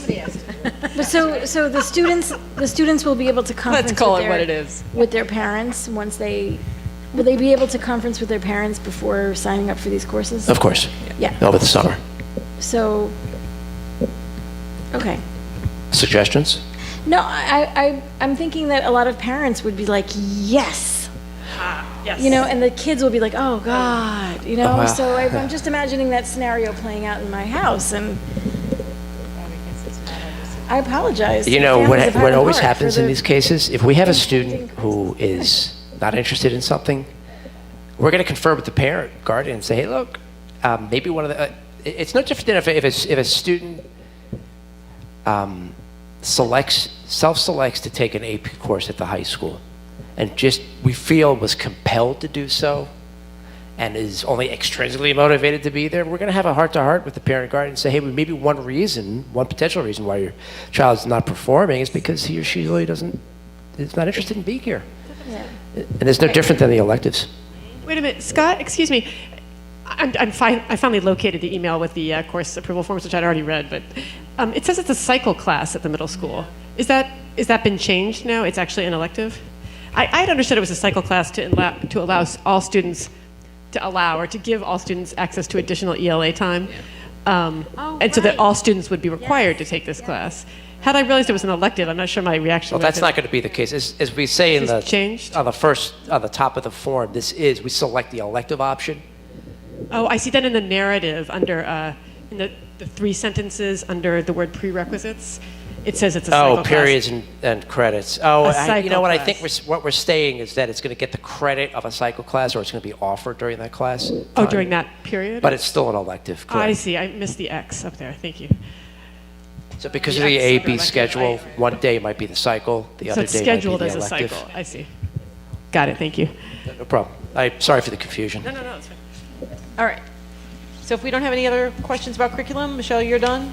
Yes? I could go through the professional development plan, but I think that it's I think we under should. review for August 21st, so I'm going Yeah. to save it. Okay. I'm Sounds good. sorry. That's all right. We still have a few reports to get through, so let's do that. So we'll move on to finance and facilities. Mark isn't here, but Rob, you're going to play Mark I on will, TV? yes. So, going to go through, we did meet as a group this evening, the Finance and Facilities Committee, and part of that meeting was a presentation from a representative from our insurance broker, who went through our current and future insurance policy coverage terms. That was helpful. We will be moving an item related to that discussion this evening. Friday, we received the grant allocation notice for ESEA, that was formerly known as NCLB, No Child Left Behind. We were expecting significant decreases in funding, but the amounts ended up being similar to last year's amounts. Title I increased by about $6,000. We did receive a new grant. Yes, that is good. Title IV to be used for student supports and academic enrichment in the amount of $10,000. That's from ESSA? Yes. And also our Title III funding for ESL students increased by over $10,000. So that was very positive information for us. We did also receive notice last week of the increase of just over $200,000 in our state aid allotment. Darcy is going to be going through in her president's report and talking about that, but that number is an increase over the number that we had budgeted. Also Friday, we received notice that we will be receiving $347,000 plus in extraordinary special ed aid. Now, we had included an estimate of $200,000 in this upcoming year's budget. So the difference being about $147,000 is the amount that's actually at our disposal. So we had budgeted the plus 200. We are going to be receiving 347. So the difference of 147,000 is what we can now count on as additional money in our budget. Both the state aid and extraordinary aid excess amounts may be used to help support this upcoming year's budget. If we do not end up needing it, we will definitely be needing any excess funds that we can get because we have used up all of our banked cap. So the only property tax increases available to us would be allowances due to increasing health benefits costs in excess of 4%. Yes. Pardon my ignorance on this. So with all those monies you talked about, special ed, extraordinary aid, the Title IV, and the just general state aid, do those all have time restrictions? Like we can only use them this year, or we can use that, we can integrate that into our I'm going to ask Linda to address that. So the extraordinary aid we receive every year, we are, because it was actually for the 2016-17 year, but because we don't get it until we're already into this year, we don't have time to spend it. So the state allows us the subsequent year, which would be the 2017-18 year, to use that money, increase our budget to cover any additional costs. If it doesn't get used, it will either be allocated during budget time to help support next year's budget, the 18-19 budget, or it will lapse into excess surplus if there is undesignated funds. I see, but it can be used in the 18-19 budget. We have Right. the I see. 17-18 year to use it, and then anything that's left over, we can anticipate it during budget time. It's called budgeted fund balance, it's just a term. but we can use that to help to support the needs of the 18-19 budget. Great, this is not any kind of like use it or lose it stuff. Good, in terms of timing. No, and this No. is just Good, like, good, good. this is like a small fraction of Oh, the money I that we know. spend on special ed. I know, You know, we I get know. this like minuscule percentage of it back, so I- that's what this, Right. I mean, we have a list, I think, of all this, well, a number of special ed expenditures on here, which is quite striking. Now, Linda, don't go too far away, because I was going to ask you to update us on the temp. There's a line item number 12 on our agenda, which which talks about expenditures for the Temco personnel that do our maintenance work for us. And I understand you met with them, and we are working towards some sort of agreement. Maybe you can Yes. fill us in. So last month, the board approved the renewal of the Temco contract. At that time, we thought we were pretty close to the final negotiations with the two maintenance staff members that are currently employed by Temco, but we just couldn't finish the process in time for July 1st. We did meet today, and I believe that we've come to some agreeable terms, which the board will now consider. And our plan is that we would put that on the agenda for the August meeting to approve to hire them as district staff, which would become effective September 1st. So due to just the timing of the process, we needed those extra 2 months with those two members of Temco staff to remain with Temco. So this is just to modify the Temco contract for those 2 months to include those two staff members. Right, and so the benefit, maybe just fill us in on, what is the benefit to us to do it this way? Well, if you want to feel this, okay. Well, there's always the benefit of having them be part of our team. You know, they'll be part of our family. They'll have they'll be more loyal to us, and I think that their priorities will be more centered on the district. And also, the management of the projects will be a little more streamlined and take a lot less time and effort than going through an outside contractor for the types of work that they do, which is more specialized. Great, so that's helpful. Thanks. We will be discussing the 2016-17 year-end financial projections, as well as unanticipated 17-18 expenses and revenues at the August meeting. So with regard to the agenda that we are going to be looking at moving tonight, items 1 through 11 are the typical bill lists, board secretary, budget transfer reports for April and May, treasurer's report for February, and travel spreadsheet. Item number 12 is the item that Linda just described regarding the contract with Temco. Number 13 is the insurance renewal. So we are going to be renewing with Utica, which has been our insurance provider, and NJSBA Insurance Group.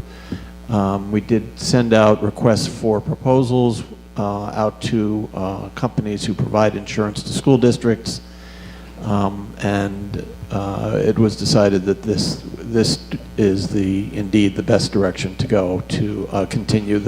The final two proposals were virtually the same dollar-wise, and the continuation with Utica was deemed to be helpful in terms of the stability that would provide. Item 14 is additional summer ESY out-of-district placement for classified student.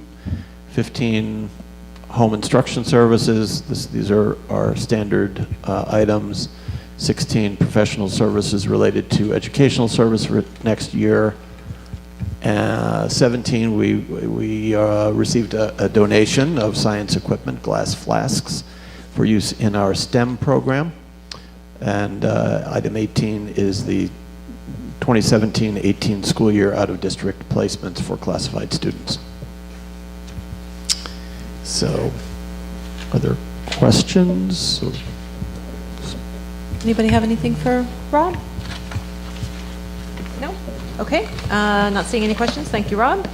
We'll move on to personnel and communications with Judy. Okay, we did meet back on July 5th, which was a while ago, so if I've forgotten anything, Ann, you need to jump right in.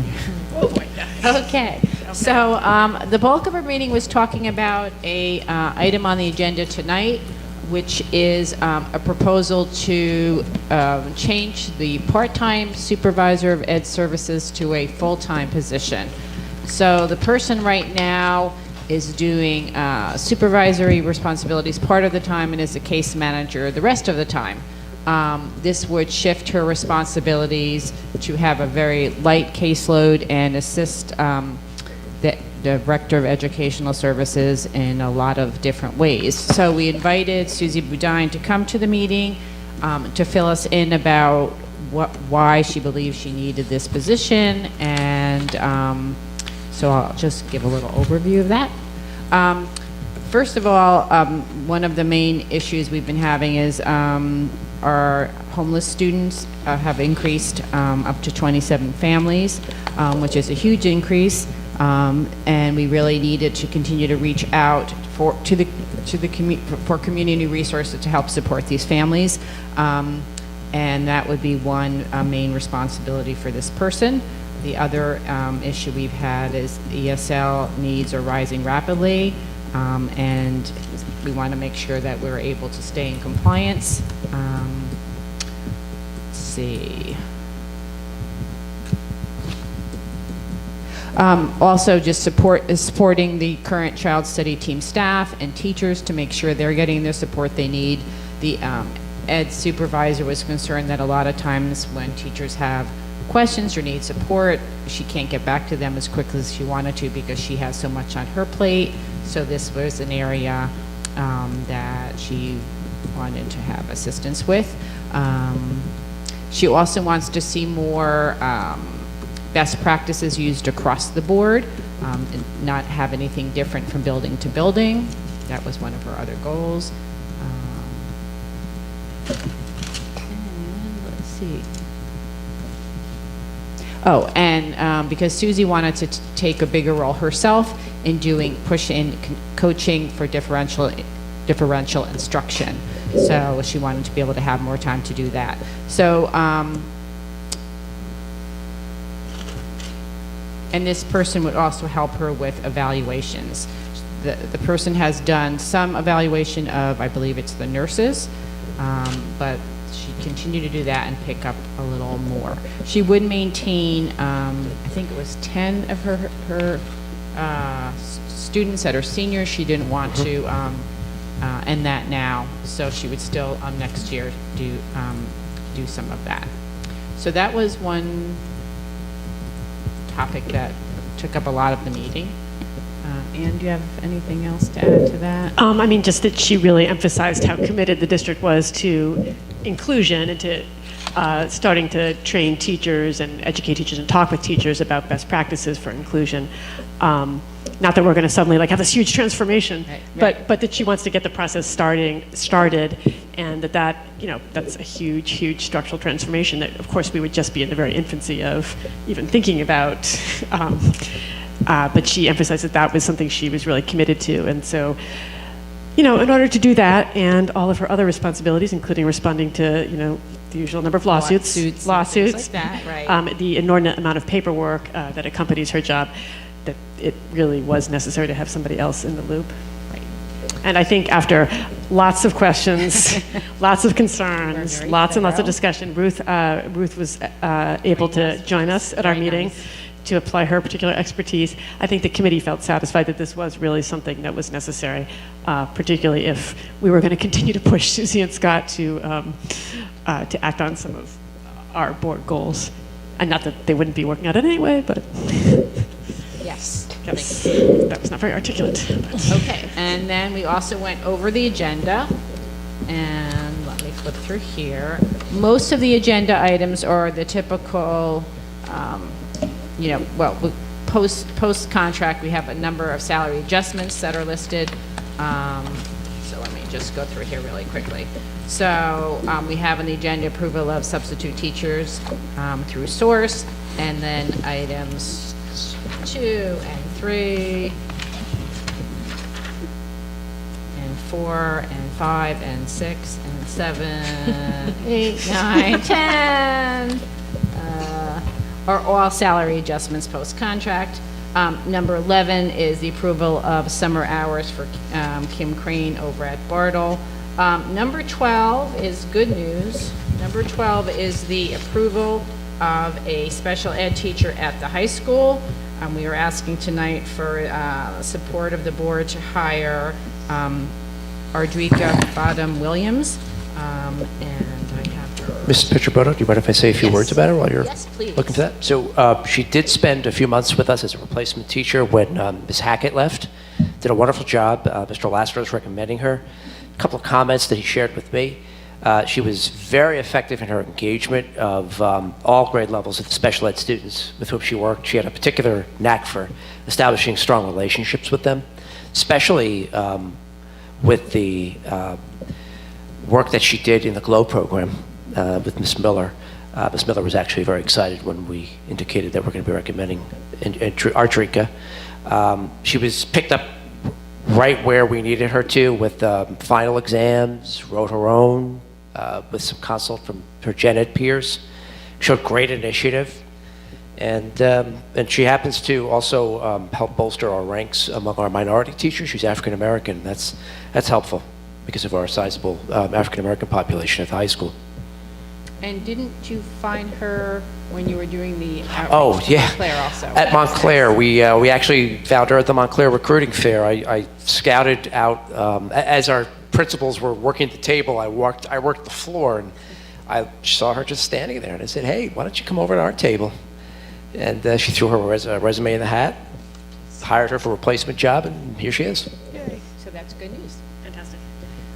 Number 13 is not as good news. We thought we had a replacement tonight for the media specialist over at Bartle, but that person has taken her name out of the running. So we are back to looking to advertise for a full-time school media specialist at Bartle and a part-time, we still have to fill the part-time position over at Irving.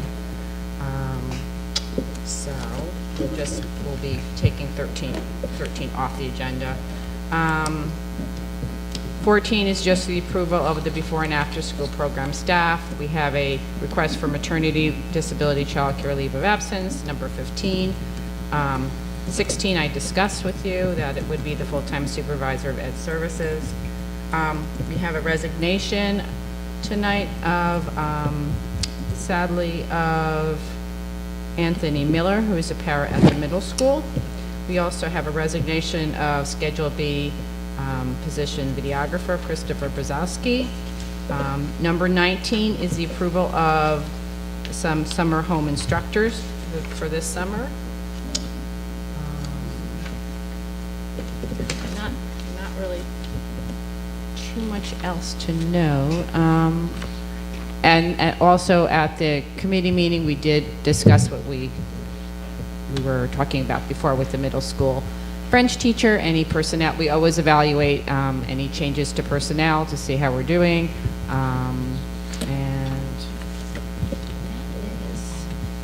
that is about it. Oh, we do have the approval of the curriculum writing for the new positions that we talked about. So 26 and 27 will include that.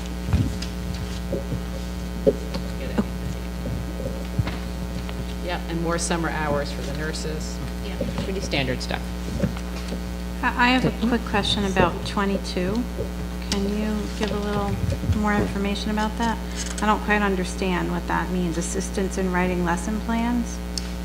I can clarify for you if you'd like. Yeah. We've been struggling to fill all of our positions for ESY, so we want to hire somebody to write the lesson plans for the Source for Teachers sub who we're bringing in for the ESY program. This current This year, ESY? correct, this summer.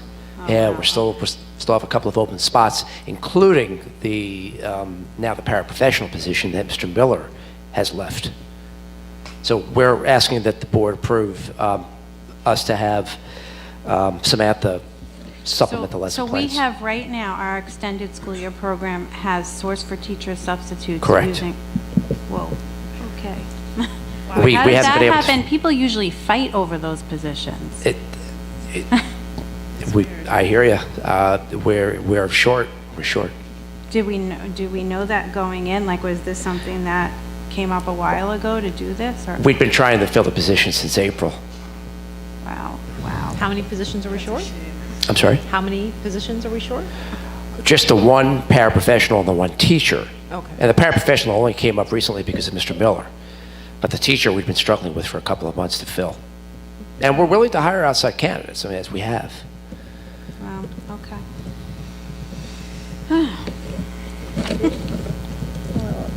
Okay. All right, are there any other questions on personnel? Anybody? No? Okay. Not seeing any, we will move on to policy. Van?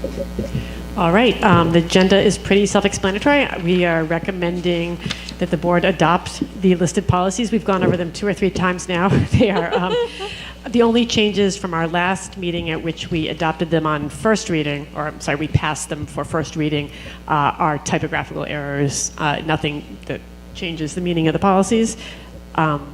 I'd be happy to read more about them, but I think the board's pretty familiar with them. And if anybody has questions, I thought they looked great. Oh, thank you so much. Susan did a lovely job adding I some thought they were commas very and- nicely formatted Yes, and yes. looked fantastic. All Thank you, Susan. right, does anybody have any questions on any of the policies for Anne?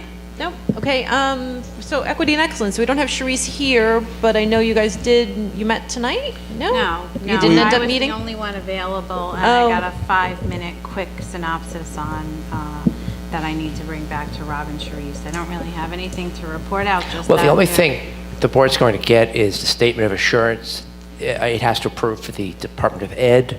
That points out that we're continually updating the comprehensive equity plan. And Mr. Magaziner, Ruth, to tell you, the Equity and Excellence Committee's been working really closely with Jen Knapp this year since she's returned from maternity on that. So that'll happen in August. One sheet I have to sign, the board signs off on.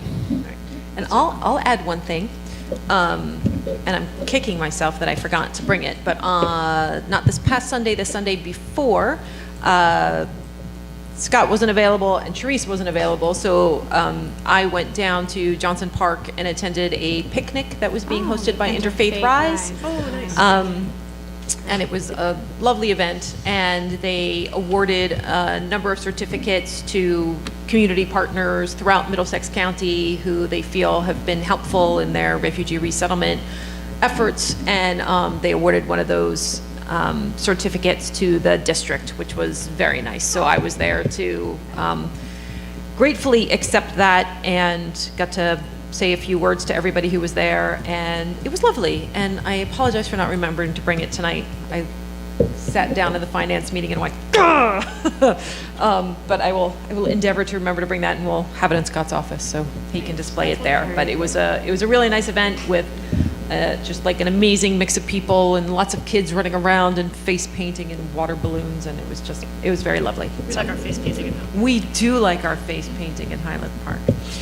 So it was a very, very nice event, and it was lovely of them to single out the district. So, okay, so if no one has any questions about that, we will move on to the next agenda item, which is public comment. Highland Park Board of Education welcomes public participation. Is reserved this time for your comments. If you'd like to make public comment, you can come up to the podium, leave your name and address, or where you're from, or.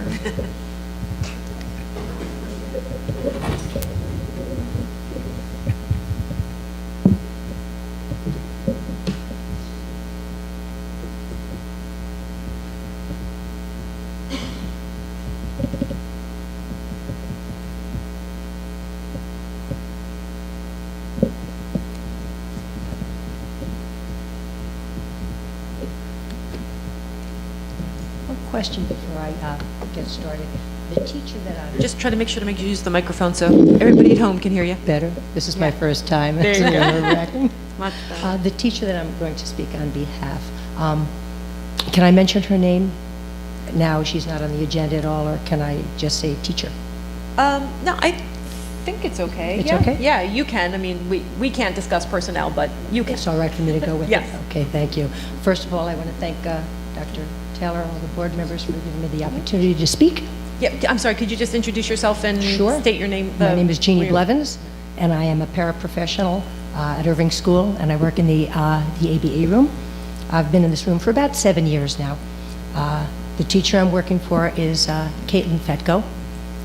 She was hired for maternity leave, and after that, full-time as a district employee.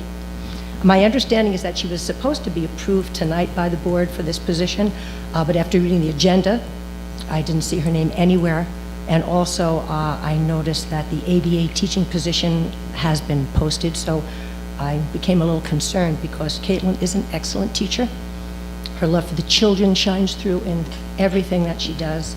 Her dedication to them and to making the program work effectively is evident to everyone who's associated with our class.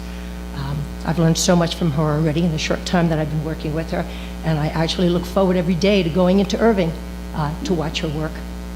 The classroom is structured and it's organized, which is especially important for our children. This September, I'm going to be in the district 19 years, and I've worked with many different teachers. And I can honestly say that Ms. Fetko is one of the best teachers that I've ever worked with, and I've had the pleasure to be with over the past month or two. I'm with her with the summer program now also.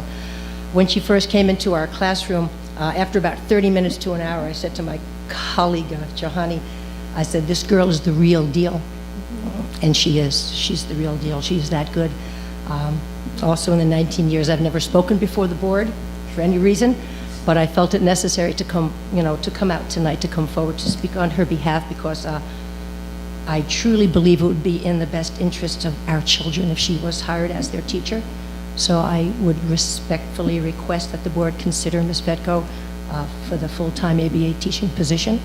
And again, I want to thank you for your time and your consideration in this manner. Thank you so very much for coming to let us know. We really appreciate it. Thank you so much.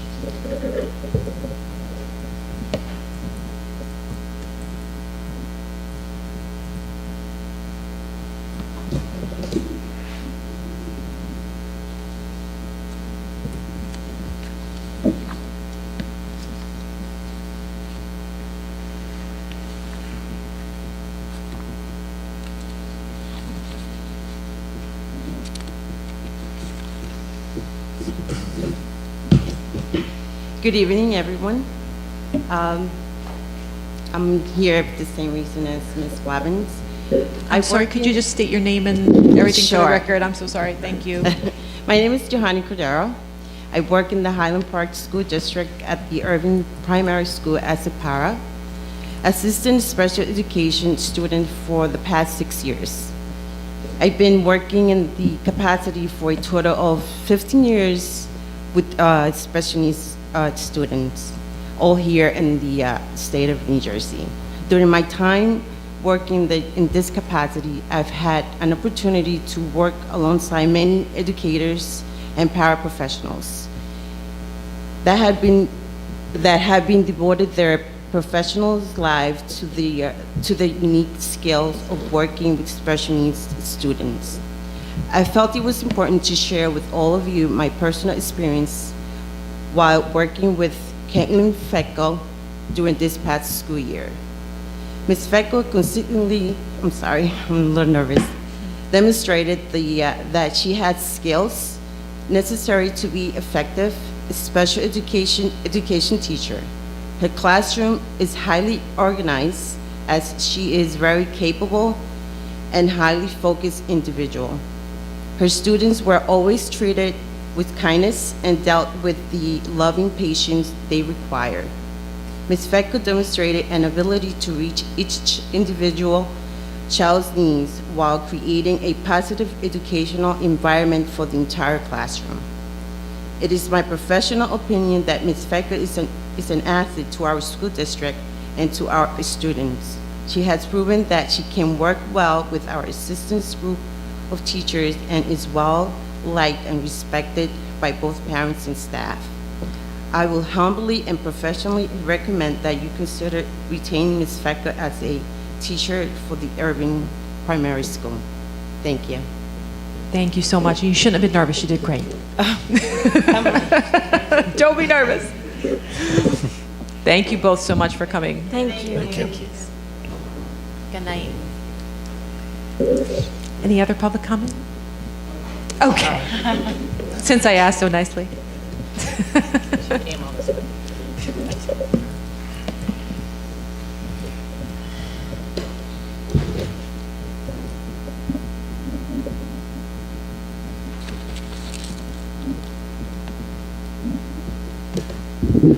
Keith Presti, HPEA president and instrumental music teacher. I was just wondering, it's only been a month, but I just want to keep it on the board's mind and wondering if there was any movement on the instrumental program, specifically the small group instruction at the middle school.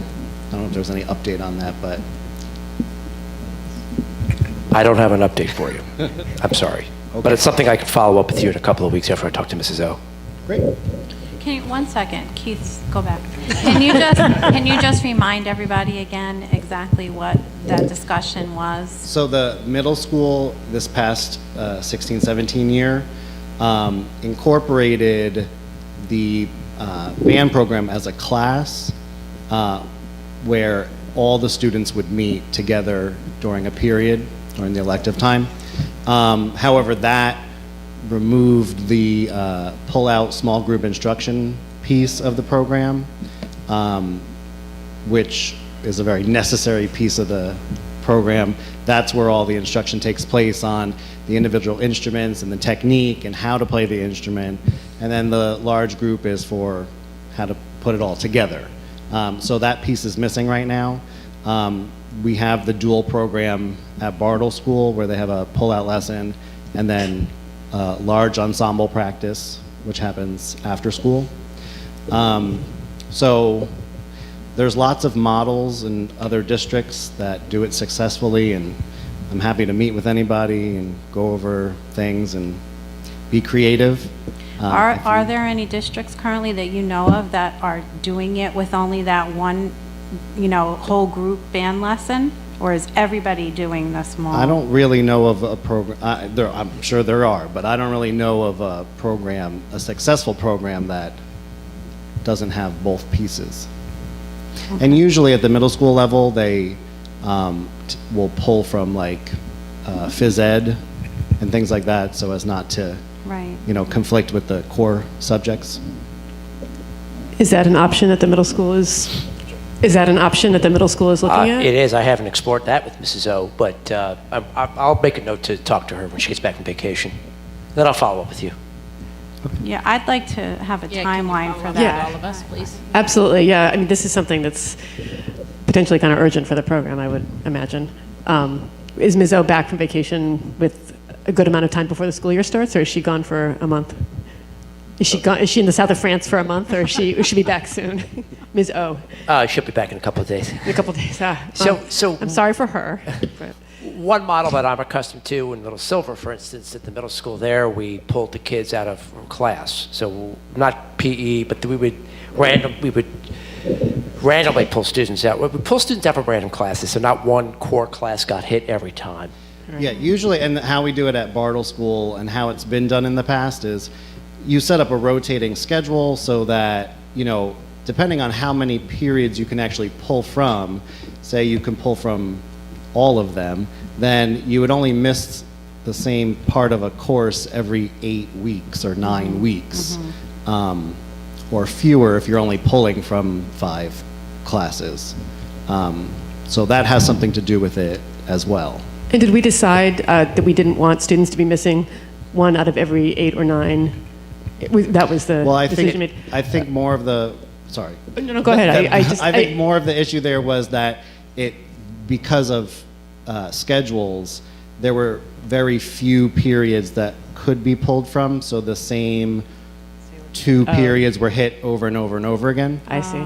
And that's irresolvable with our scheduling system? I'll look into it. I'll promise to follow up on that. So maybe in August we'll Yeah, the August meeting. hear more about it. I'll be here. Keep bringing it up. Okay, Thank you, Keith. great. Thank you, Scott. All right, since we don't have any other public, I think that automatically means that we move on to moving our agenda items. So we'd start off with Michelle. Michelle, could you move the curriculum and instruction items? Yes, I would like to move items 1 through 9, please. And That is, I mentioned it before, but we're going to be tabling number 2. So that is 1 and then 3 through 9. Great. Is there a second? Second. Is there any discussion? No? Okay, seeing none, Linda, could we please have a roll call?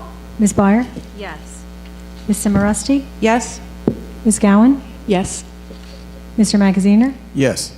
Ms. McFadden Nicola? Yes. Ms. Pietrobono? Yes. Mr. Roslevich? Yes. Okay, that brings us to finance and facilities. Rob, could you move those items for us? Yes, Magaziner? I'd like to move items 1 through 18. Okay, can I have a second? Second? Is there any discussion? No? Okay, seeing none, Linda, could we please have a roll call? Ms. Byer? Yes. Ms. Simorowski? Yes? Ms. Gowan? Yes. Mr. Magaziner? Yes. Ms. McFadden Nicola? Yes. Ms. Pietrobono? Yes. Mr. Roslevich? Yes. Okay, personnel, Judy, could you move those items, please? Sure. I'd like to move items 1 to 12. We're taking number 13 off the agenda.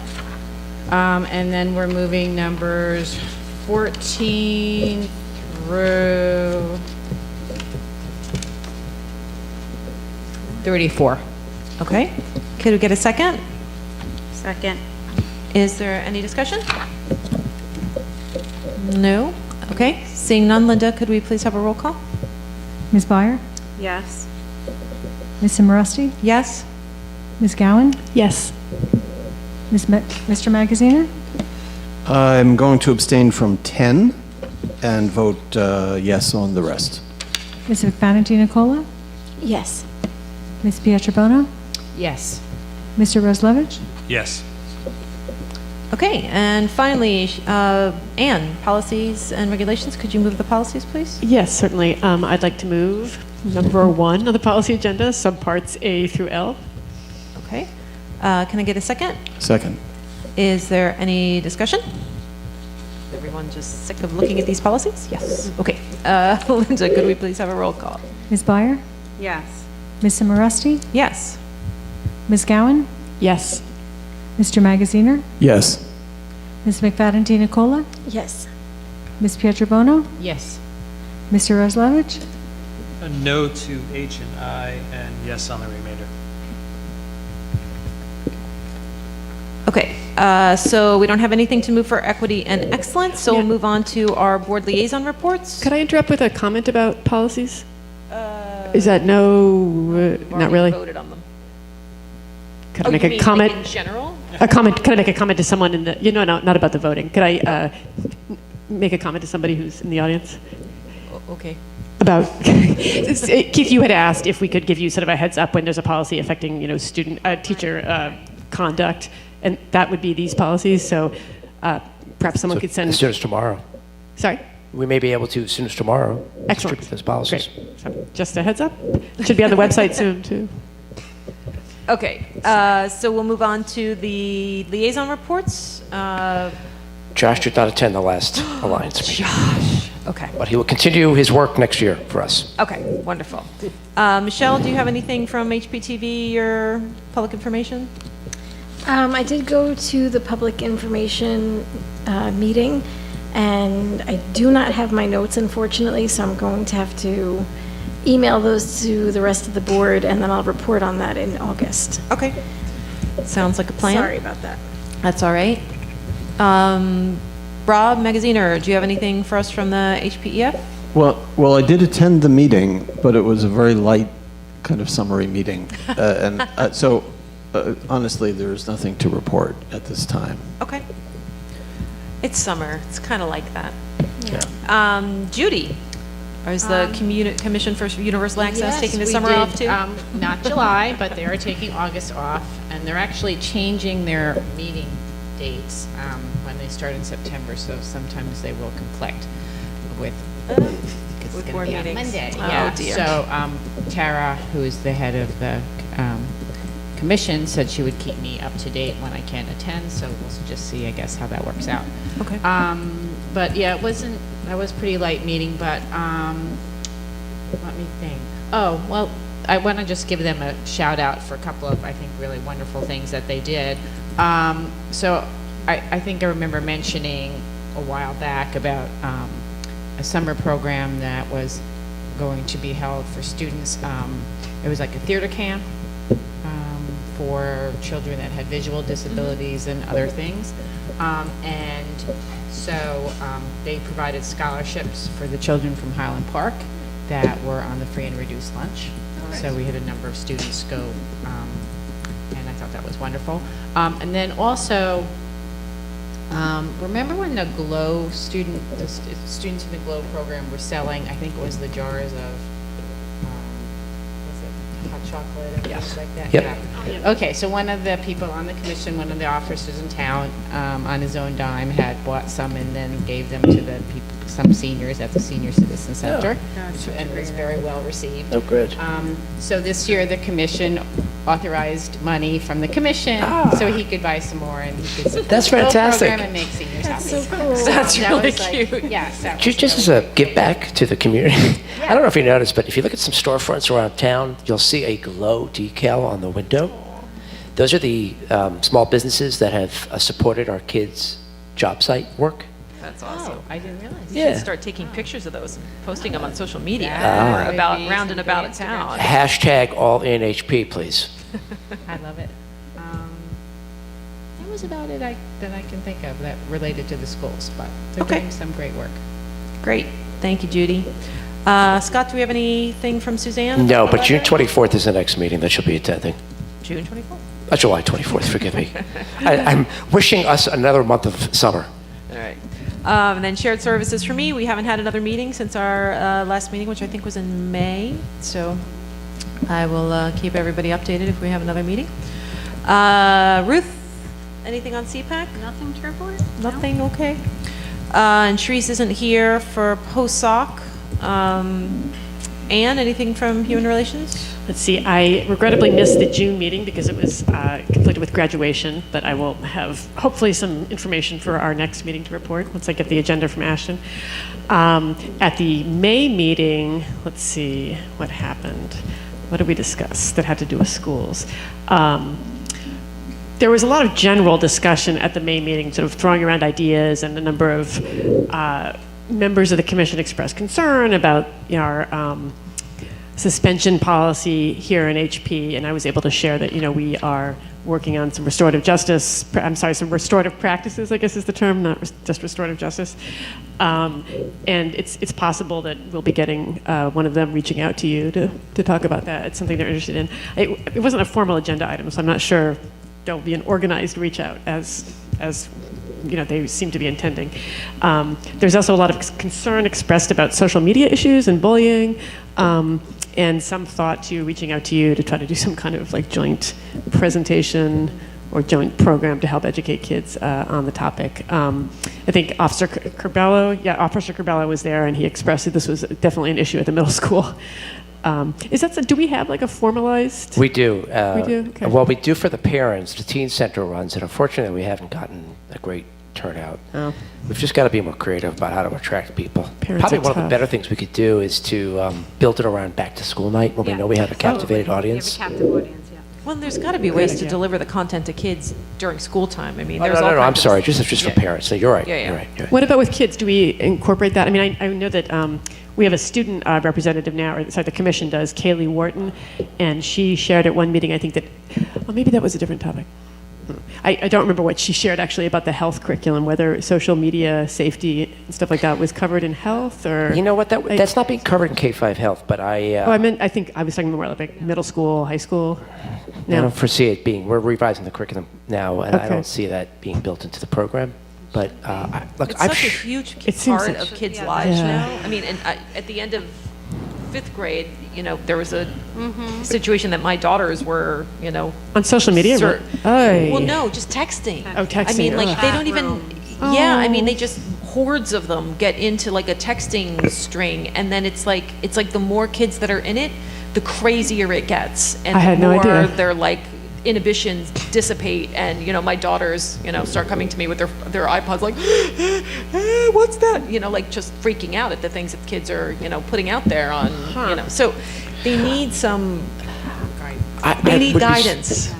And I'd be shocked if we didn't offer something, and I'm going to find out what it is and then follow up with the And I board. think, Sharice had found something, wasn't it from the Middlesex County Prosecutor's Office? Yes. Yeah. Yes, that's right. That Yeah. they have, For free. a program that they'll come in and run for free, like, and, we're not offering, advocating, Crazy talk. There's also NetSmarts. You can find them on Facebook, but they also have something that you can do. They have the whole program set up, a PowerPoint and videos that go with it that you can do in-house. You don't need to have somebody come in and do it. Yeah. And Human Relations is Tons of definitely resources. interested, so I don't know if, we already have access to Officer Corbella, who's on the commission. I'm not sure that's terribly helpful. I was going to say, it seems like something that could, in middle school, possibly be integrated into some of the biweekly, is it biweekly or semi-weekly? The twice-a-week meetings, community building meetings. That might be a topic for discussion. I don't know, our community and how our community extends beyond the physical world. Well, it I mean, absolutely does now. It seems like a huge issue, as we've seen in some of our reports that we've looked at in executive session. Oh, you know where it comes up? They do it in the technology curriculum that we're now totally rewriting into Makerspace. They do a whole unit on But it could that. very My well be son was incorporated apparently into asleep Makerspace. when that happened. Are you out there, son? It could be something we cycle through, continue to do with the kids in Makerspace. And also, I really think it does belong in the health curriculum. I do, yeah. I don't know where I got that. I think somebody told me that it was or was going to be.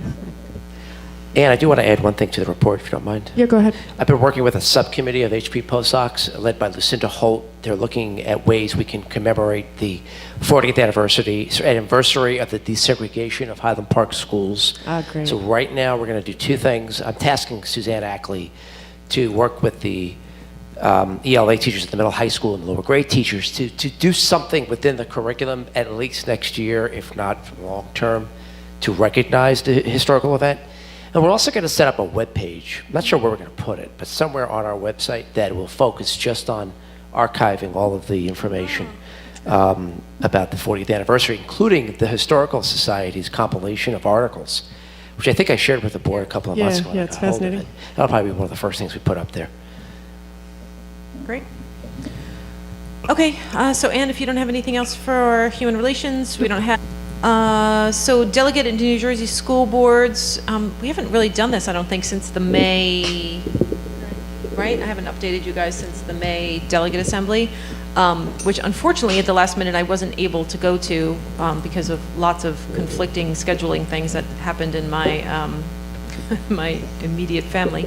But I did follow up with other delegates who went to find out what happened, and the one resolution that we were particularly concerned about, because it started with our resolution that then went to Edison and then turned into, we just don't want Franken- charters in high-performing suburban Franken districts. resolution. Whatever happens to the rest of you guys, we don't really care, but we went.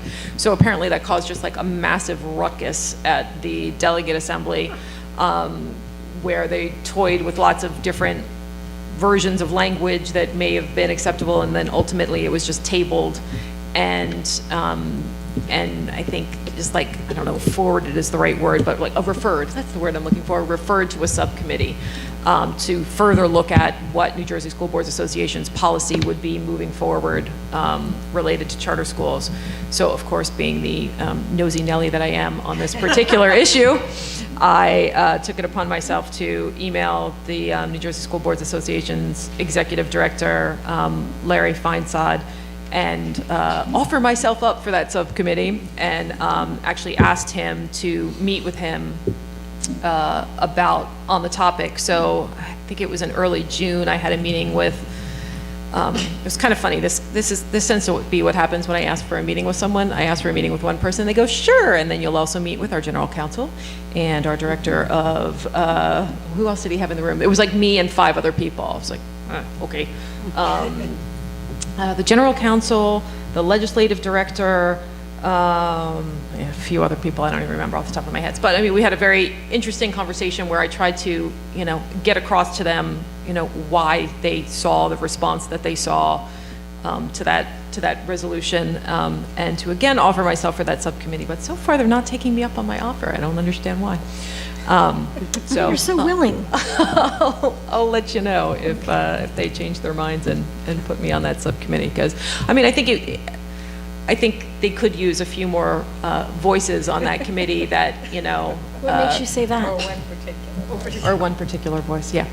No, but seriously, you know, I think there was a lot of, what concerned me was there was a lot of language in the school board's position to that resolution that was like, well, this is what the law says, and the law says that charter schools are good, and the law says that charter schools are, you know, they are there to benefit the district, and, you know, and things that just aren't playing out in reality, you know, on the ground, and they need more kind of realistic Realism. perspectives on that, so we'll see. But sometimes I guess I'm just too realistic for people's liking. Never stop, please. So, okay, so that's the end of our liaison reports, which brings us to my president's report, which I wanted to talk with everybody about an update to what Rob laid out for us previously, which is this additional state aid that has come our way after commissions, you know, what it was that, I can't even remember how long ago it was that me and Scott and Mark Krieger went to one of these commission meetings that Senate President Sweeney was holding, and he had put together a whole commission to go around the state to look at state funding, and, you know, and then you probably remember in the budget, Governor Christie, you know, kind of laid down this, like, if you don't compromise with me on this, you know, it's just been a very, very strange year in regards to school funding, the outcome of which was just they seemed to take some money away from some districts and give it to others. And there was a small other pool of money that they appropriated from other places. But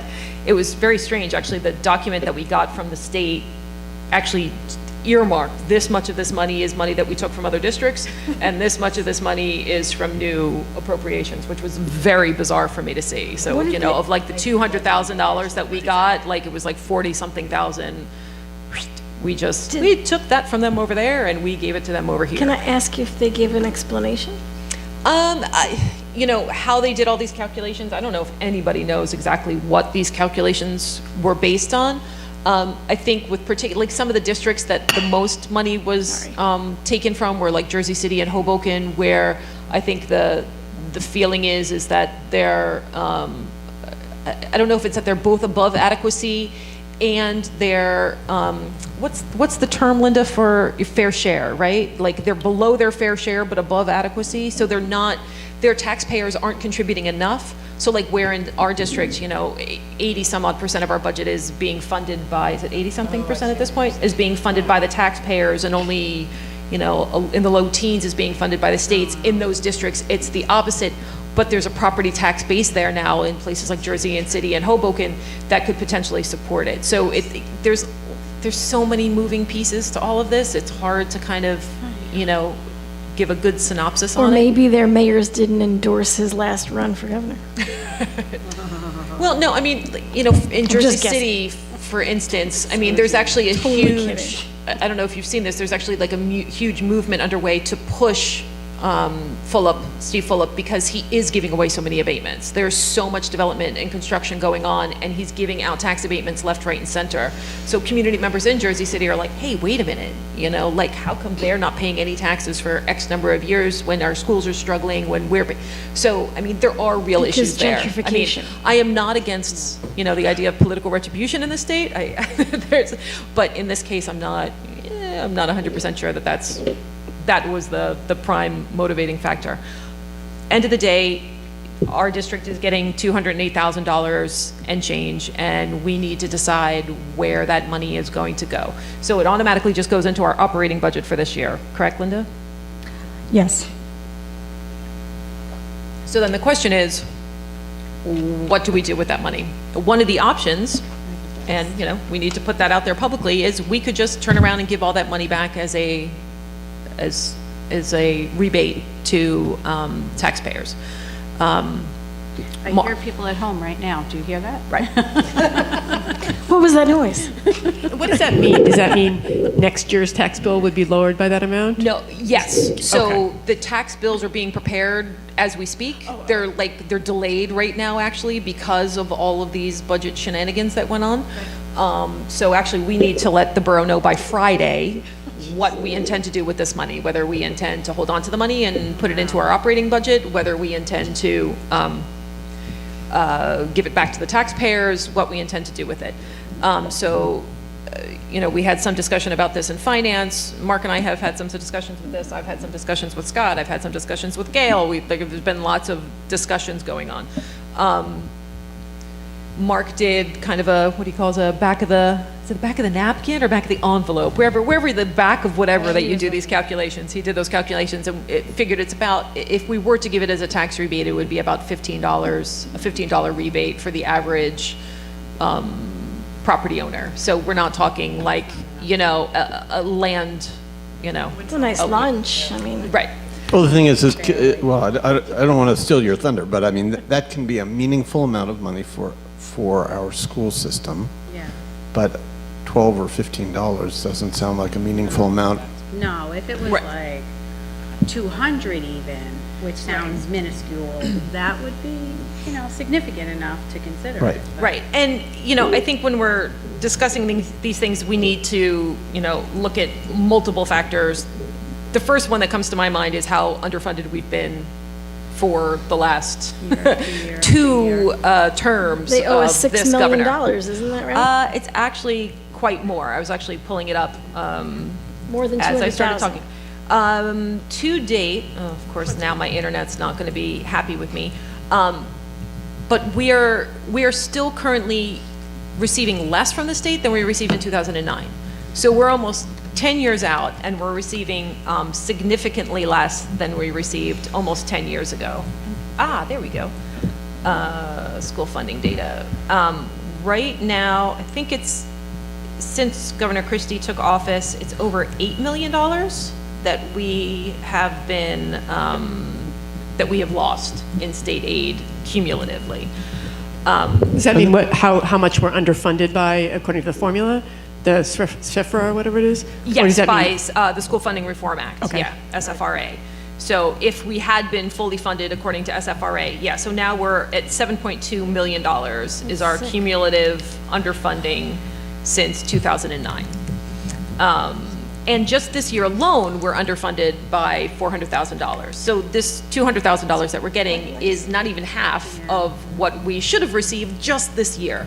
So what that's done is over this last 8 years of Governor Christie's budgets, we have had to go out to the taxpayers more. There's no other way to, there's no other way to put it. That's the stark reality of it. So, the governor can give us less money. The governor can put a 2% cap on what we're able to raise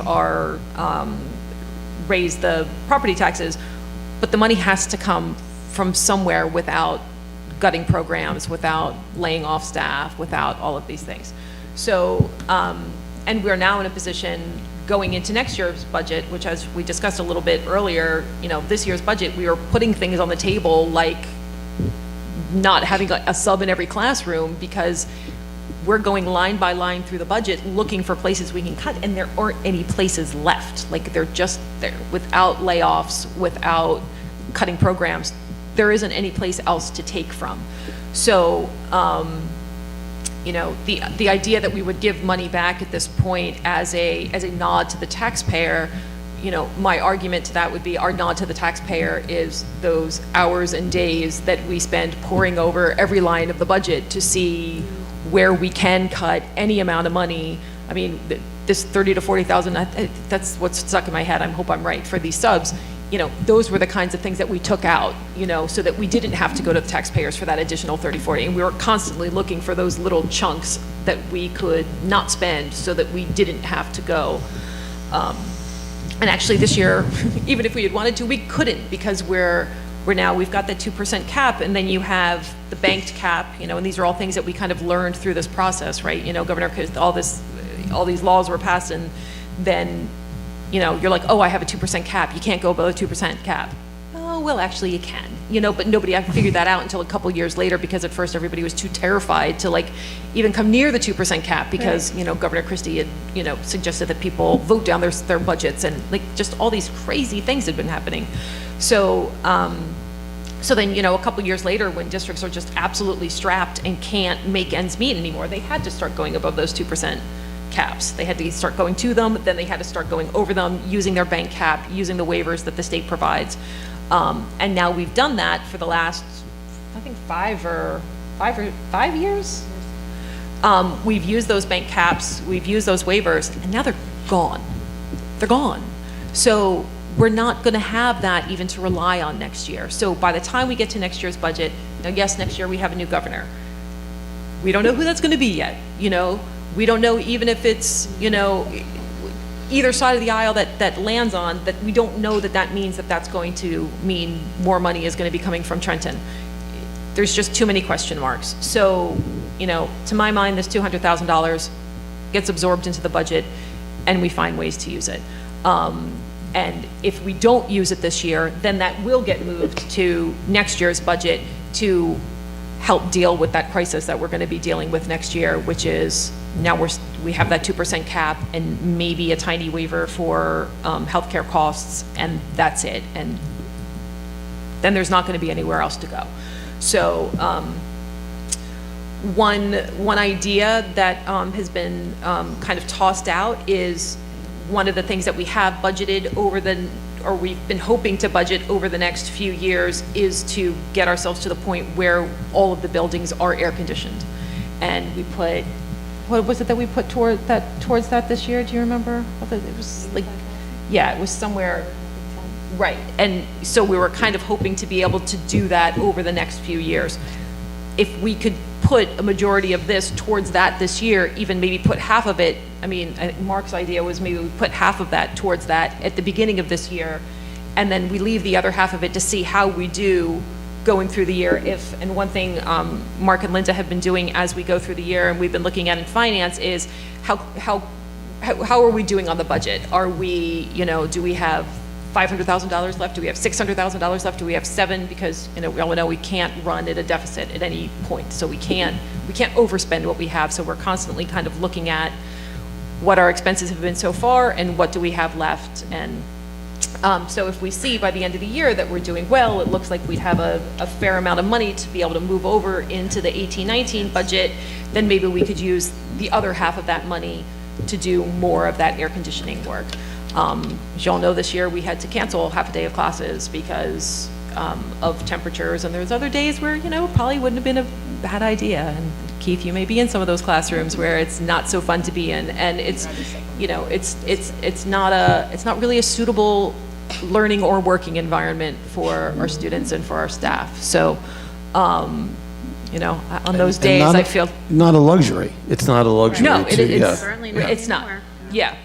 I have to say, as the board president, when I'm at home, I feel like I should turn off my machine. If I'm sending my kids in there and we're sending the teachers in there, we should all be at home, taking one for the team too. So, And I can tell you that it means I have one less decision I have to make about inclement weather. As you recall, we had a recent heat wave, and many of my peers had to either shut school down or call a half a day.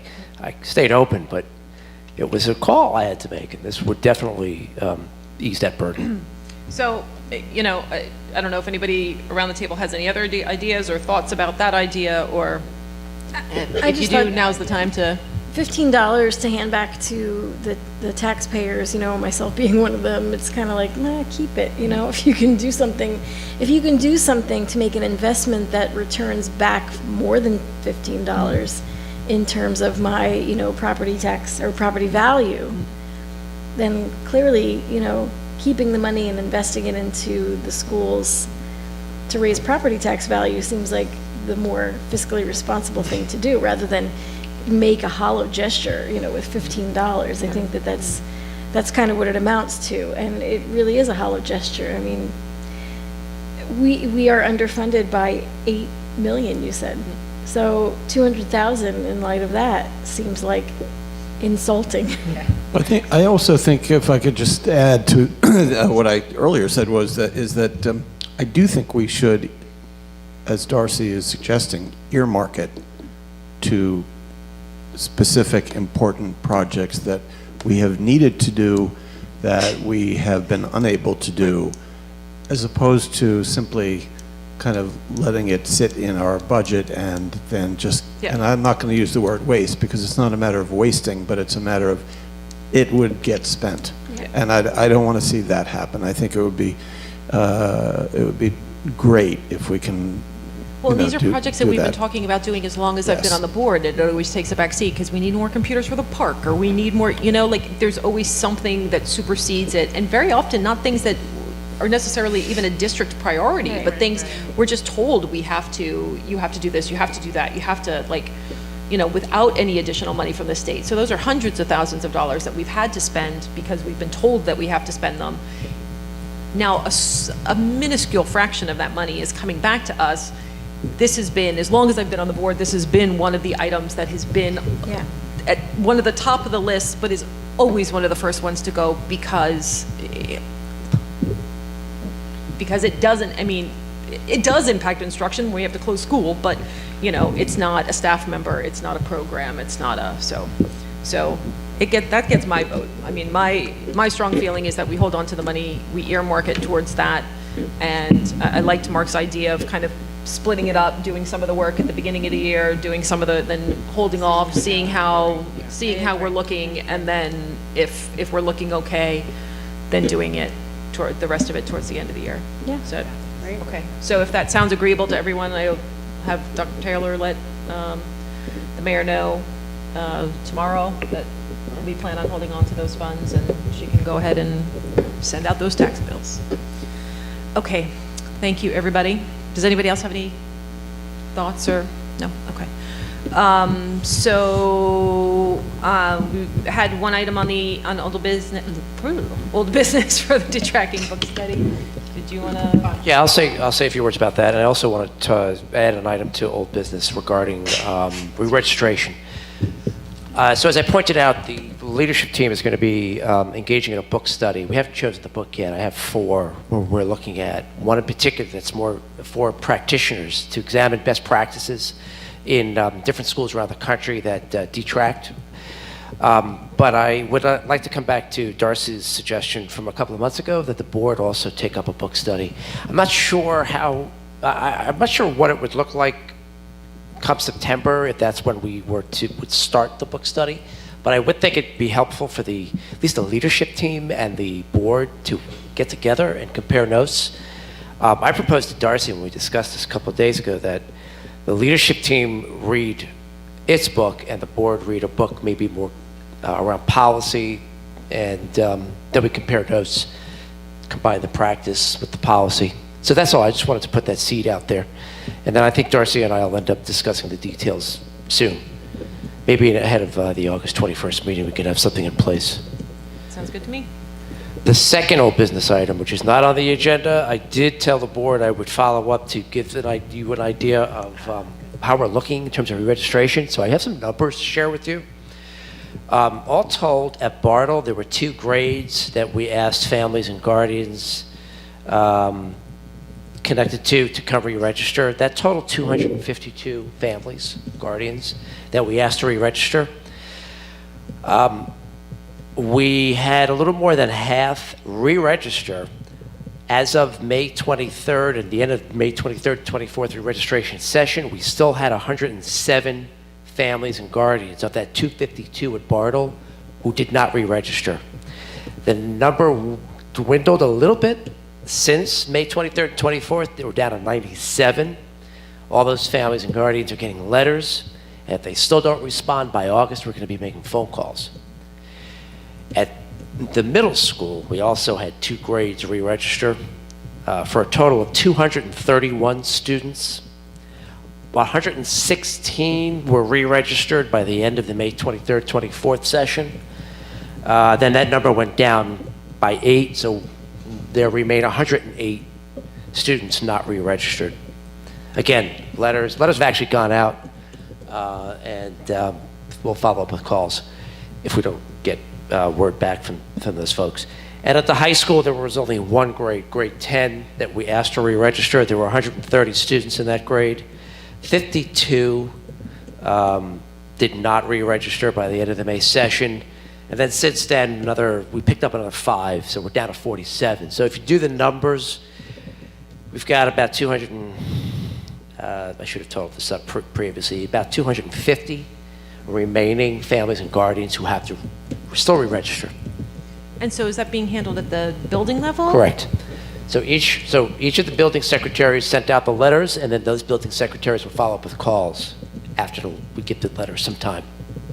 Can I just make one comment? I heard from a parent of an out-of-district student who received a letter but hadn't received any previous communication regarding re-registration. And if you're a parent of a kid who is out of district, you're not looking on the website, you're not paying attention to what's going on in district, which is an issue in itself that we're trying to resolve, hopefully through, CPAC working with Susie to try and better that communication. I know I've brought that up several times, but they had absolutely no idea. We did send letters to the out-of-district families, guardians. In this case, obviously, we made a mistake.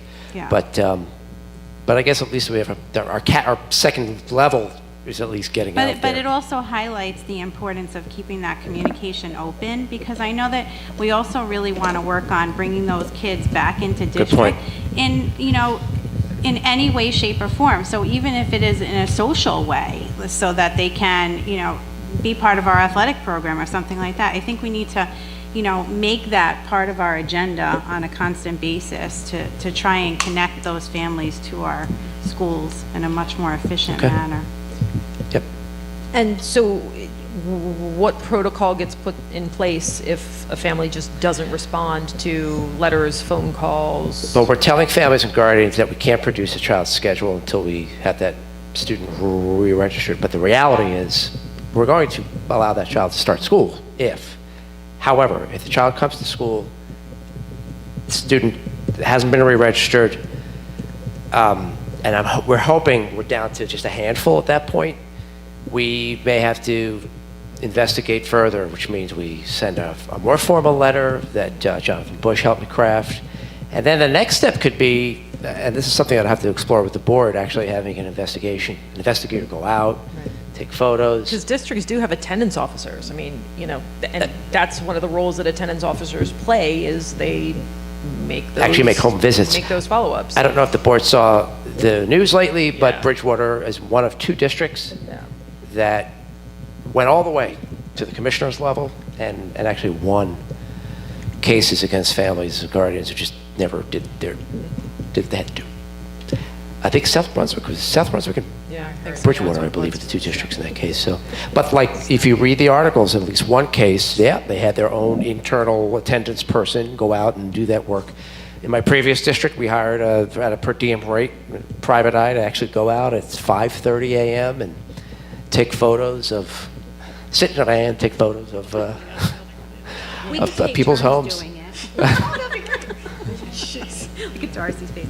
So, but I'd say I'll report again to the board in about a month at the next board meeting. Just keep you abreast of how we're doing. Okay. She's an early riser. Great. Does anybody else have anything for old business? This isn't old business, I'm sorry. It just popped into my head. Are we going to meet to do our board goals at any point during this? So why don't we talk about that now? We'll talk about that now under new business. Okay. I have not, in my head, formulated a plan for that yet. We've kind of had so many balls up in the air that that just has not been at the forefront of my mind. But we do need to take a look at that at some point. So I don't know if we want to put that on the agenda for next month to even just have a conversation about it, just about looking at our goals, seeing if we do want to earmark a time to, revamp them at another meeting. So we're a little behind on that, but it's not the end of the world. Well, actually, going into September, as I update the strategic plan, it might be helpful if you're receptive to it that we did last year. I point out the priority items, and then we look at those items. That'd be great. So I'll prepare that for the next meeting. Okay. Great. Okay. Sounds like a plan. Okay, does anybody else have anything for new business? No? Okay, so then public comment. The Highland Park Board of Education welcomes Keith's participation and has reserved this time for his comments. It's nice how you give me all this opportunity. Keith Presley, HBA President. I might have said some of this before, but now that it's really official, and I didn't get to do it last time because I think it was at the end of your meeting, but I just want to thank the entire board for ratifying the contract. And I think it's really important for, especially the public, to know that what a great process it was this time around. It was, it was actually fun at some times. And, we did it in 5 meetings. And this is a district that historically has gone way extended past a contract and had to go to mediation almost every time. So I just think it says a lot about where we are right now with just the board and the association and the community, and we're in a very different place than we were a couple of years ago, and it's a really nice place to be. Amen. So again, just extending from all of the association a thank you that we are able to work together like this to produce great stuff. Right. Thank you, and the reverse from the board to the association. We really appreciated the whole process. It was amazing having gone through it in previous iterations to now. This is the way it should be. Both parties goes to the table in good faith, conversations happen, and you hopefully end up at the end where you're in a place where, everybody feels like they've engaged in a productive process. And it seems like that's what happened here. So for all of the negotiation team members, thank you very much. And same to your team as well. Please extend our thanks to them. I think it's important for the public to know as well that the association was very sensitive to our budget woes. This is not a year, nobody in the public should be misled into thinking that this was sort of giveaway time for the school board. I mean, the association was really critically aware of how little money we have and gave up a lot, and we gave up some on our side. So this was, both sides made compromises, and it was difficult, and it stayed civil, and we really appreciate that. Yay for civil. Yeah. All right. On that note, can I get a motion to adjourn? So moved. Can I get a second? Second. All in favor? Aye. Good night. I saw the emails flying back and forth.